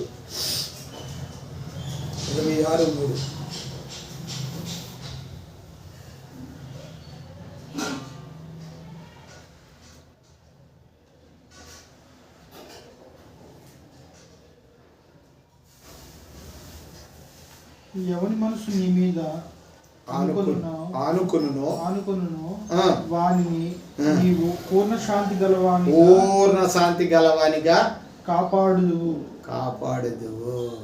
కనుక తెలుసండి, నీ శాంతిని కాపాడాలంటే ఆయన మీద ఆనుకుని బ్రతకాలి మనం.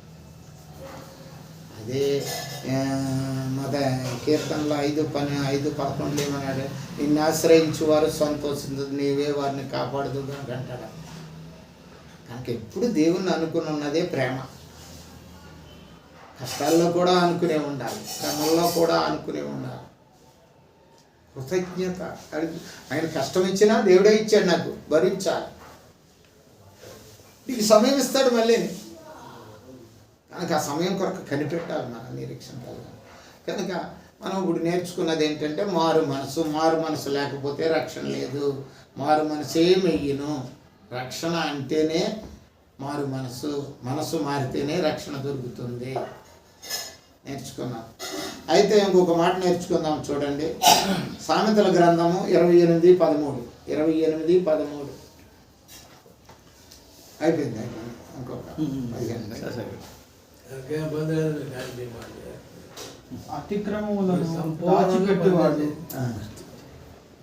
అతిక్రమమును దాచిపెట్టువాడు వర్ధిల్లడు, వాటిని ఒప్పుకొని విడిచిపెట్టువాడు కనికరం పొందును. ఏం చేయాలి ఇప్పుడు మనం? మారు మనసు వచ్చింది మనకి అంటే ఏం చేయాలి? అతిక్రమములను విడిచిపెట్టాలి. విడిచిపెట్టేయటమే కాదంట, తర్వాత మాట అన్నాడు. ఏమన్నాడు? కనికరం పొందును. దానికి ముందు ఒప్పుకోవాలి. తయ్యా నా వల్లే జరిగిపోయింది ఇది, నేను ఈ తప్పు చేశాను, ఇలా చేశాను, అలా చేశాను. ఒప్పుకోవాలి. ఒప్పుకున్నప్పుడే క్షమిస్తాను. కనికరం పొందాడు. లేకపోతే వర్ధిల్లవు, ఆశీర్వదింపబడవు, దేవుని రక్షణ పొందలేము మనం. అది పొందాలంటే మారు మనసు పొందినప్పుడు పరిశుద్ధాత్మ దేవుడు వచ్చి చూపెడతాడు నీకు. ఏది తప్పో ఒప్పో చూపిస్తాడు పరిశుద్ధాత్మ దేవుడే. నీలోకి వచ్చి నువ్వు ఇట్లాగే వెళ్తాడు, అరే బాబు అలాగే వెళ్ళొద్దు అంటాడు. వెళ్ళొద్దని ఎలాగంటాడండి? నాతో మాట్లాడతాడా అంటే నీలో ప్రేరణ కలగజేయటమే పరిశుద్ధాత్ముడు మాట్లాడటం. ఇది తప్పని చూపించడమే అది పరిశుద్ధాత్మ మాట. నువ్వు రక్షణలోకి వస్తున్నావంటే మారు మనసు వచ్చినప్పుడు ఆటోమేటిక్గా పరిశుద్ధాత్మ నీలోనికి వచ్చేస్తాడు. వచ్చేసి తప్పులు చెడ్డ చూపించేస్తాడు నీకు, ఏది తప్పు అని. ఇంకొక 15 నిమిషాలు మాట్లాడదామా? మాట్లాడదామా? అసలు ఇంకొక మాట నేర్చుకుందాం మనం. అసలు పాపం అంటే ఏమిటి? మాట మాట్లాడేసి పెట్టేశారండి. ఎవరినే నన్ను ఏమంటారా? అసలు పాపం అంటే ఏంటి? పాపం అంటే ఏమిటి? అప్పటికి వెళ్ళిపోతామంటే కొన్ని పనులు ఉన్నాయి. పాపం అంటే ఏమిటి? చాలా ఉన్నాయి పాపాలు. పాపానికి మొట్టమొదటిది చెప్పాను నేను, లక్ష్యాన్ని చేరుకోవటం, లక్ష్యాన్ని ఛేదించకపోవడమే పాపం. నీకు ఒక లక్ష్యం ఉన్నది, తండ్రి వద్దకు వెళ్ళవలసిన మనము, తండ్రిలో నుంచి వచ్చిన మనం ఆ ఇంటికి వెళ్ళిపోవాలి. ఆ ఇంటికి వెళ్ళకపోవడమే పాపం. బయటికి వెళ్ళిపోయినావు, మళ్ళీ అక్కడికి చేరుకోవాలి. నువ్వు మళ్ళీ మీ ఇంటికి వచ్చేయాలి. మనం ఎక్కడి నుంచి వచ్చాం? దేవునిలోంచి వచ్చాం. మళ్ళీ దేవుని దగ్గరికి చేరకపోవటం, దేవుని అంటుపట్టుకుని జీవించకపోవటం, దేవునిలోకి చేరకపోవటం అసలు పాపం. అది ఒక క్రియ కాదు, అది బాగొట్టేస్తున్నట్టు రన్నింగ్ వచ్చారు. కనుక ఆ యొక్క మరి చిత్తానుసారమైన విరోధం ఏదన్నా సరే అది పాపం. దేవునిది కానిది ఏదో పాపం అని చెప్పాను ఇందాక. దేవునిది కాదు ఇది దేవుని నుండి రాలేదు, దేవుని ఆజ్ఞ నుండి రాలేదు, కనుక ఇది పాపం. మొదటి ఇవాళ పాపంతో ఇది పెడతాను, రేపు క్రియలతో చెప్తాను. నేను చెప్పింది చెప్తాను. రెండవది ఏంటంటే మీరు ఇందాక చెప్పారు ఏమని? ఆజ్ఞాతిక్రమమే పాపం. ఆజ్ఞ ఏంటండి చెప్పండి మళ్ళీ. ఆజ్ఞ అతిక్రమము. ఆజ్ఞ అంటే దేవుని మాట, దేవుని వాక్కు. అతిక్రమించుట, మీరి చేసుట. అతిక్రమం అంటే మీరి చేయటం, ఓవర్ చేయటం అంట. ఆజ్ఞాతిక్రమమే పాపం. మొదటి 3:4 ఉంది. ఆజ్ఞాతిక్రమమే పాపం. దేవుడు ఆజ్ఞాపించాడు ఆదాముకి అవ్వకి, వాళ్ళ ఆజ్ఞని మీరి చేశారు కనుక పాపం పొందారు. ఆజ్ఞాతిక్రమమే పాపం. మూడవది పాపం ఏంటంటే నీతిని ఎరిగి అలాగే చేయకుండా పాపం. యాకోబు 4:17 చూడండి. యాకోబు 4:17.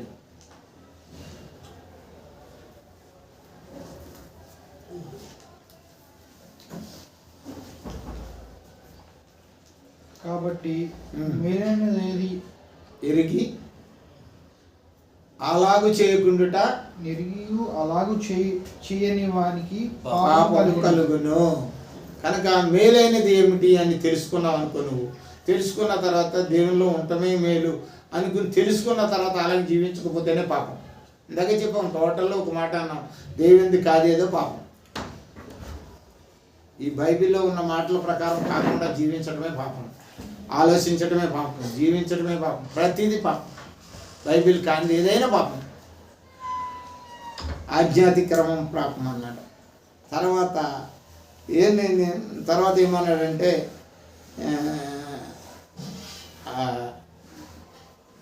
యాకోబు పత్రికలో ఇందాక చదివాం మనం. దురాశ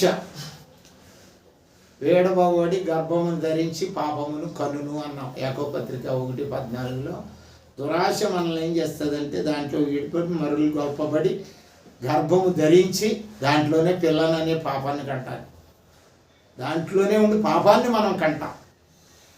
మనమే పాపం కంటాం. మనం అంటే పాపం చేస్తాము అని అర్థం. మనమే పాపం చేస్తాం, దురాశకు పోవద్దు అనేది. మూడవది ఏమిటంటే ఐదవది ఏమిటంటే సకల దుర్నీతి పాపం. సకల దుర్నీతి 1 యోహాను 5:17.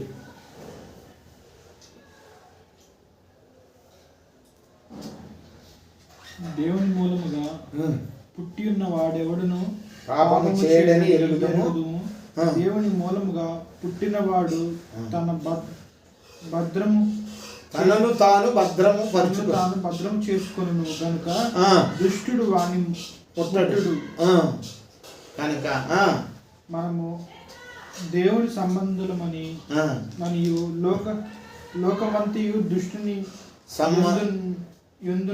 ఉన్నదనియు ఎరుగుదుము.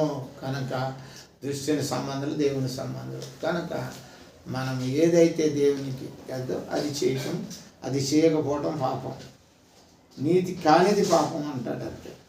మరి ఇంకొకటి ఏమిటంటే ఆఖరిగా రోమపత్రిక 14:23. 14:23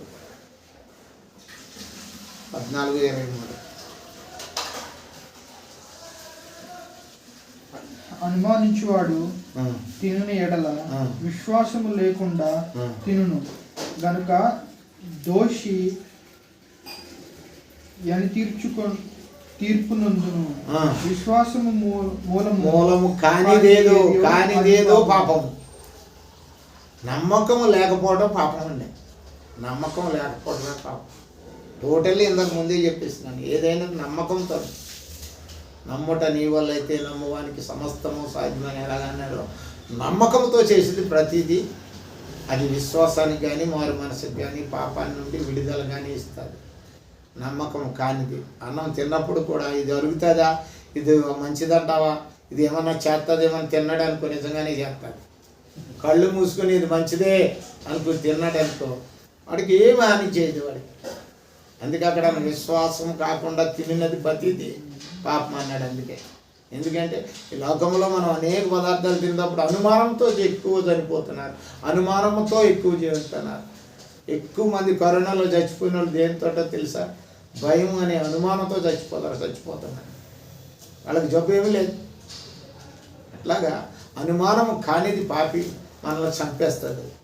కనుక పాపం గురించి అవగాహన మీకు ఇస్తాడు. మొదట శరీర క్రియల నుండి, రెండవది మారు మనసు. చాప్టర్ అర్థమైంది కొద్దిగా శరీర క్రియల గురించి. క్రియలు ఎట్లా ఉంటాయని రేపు చెప్దాం. క్రియలతో అయిపోతే ఎల్లుండి మీరు బాప్టిజం తీసేసుకోవచ్చు. తర్వాత ఎప్పుడన్నా సమయం వచ్చినప్పుడు కొన్ని విషయాలు మీకు నేను చెప్తాను. కొంచెం అలాగే ఇవాళ ఏం నేర్చుకున్నాం ఒకసారి నాకు 2K చెప్పేది. పోయినానికి వెళ్ళిపోదాం. Very good. అంతే. ఈ వేళదంతా కూడా మారు మనసు ఉంటే ఏముంటాయి, ఫలాలు ఎలా ఉంటాయి నేర్చుకున్నాము. మారు మనసు రక్షణకు కారణం.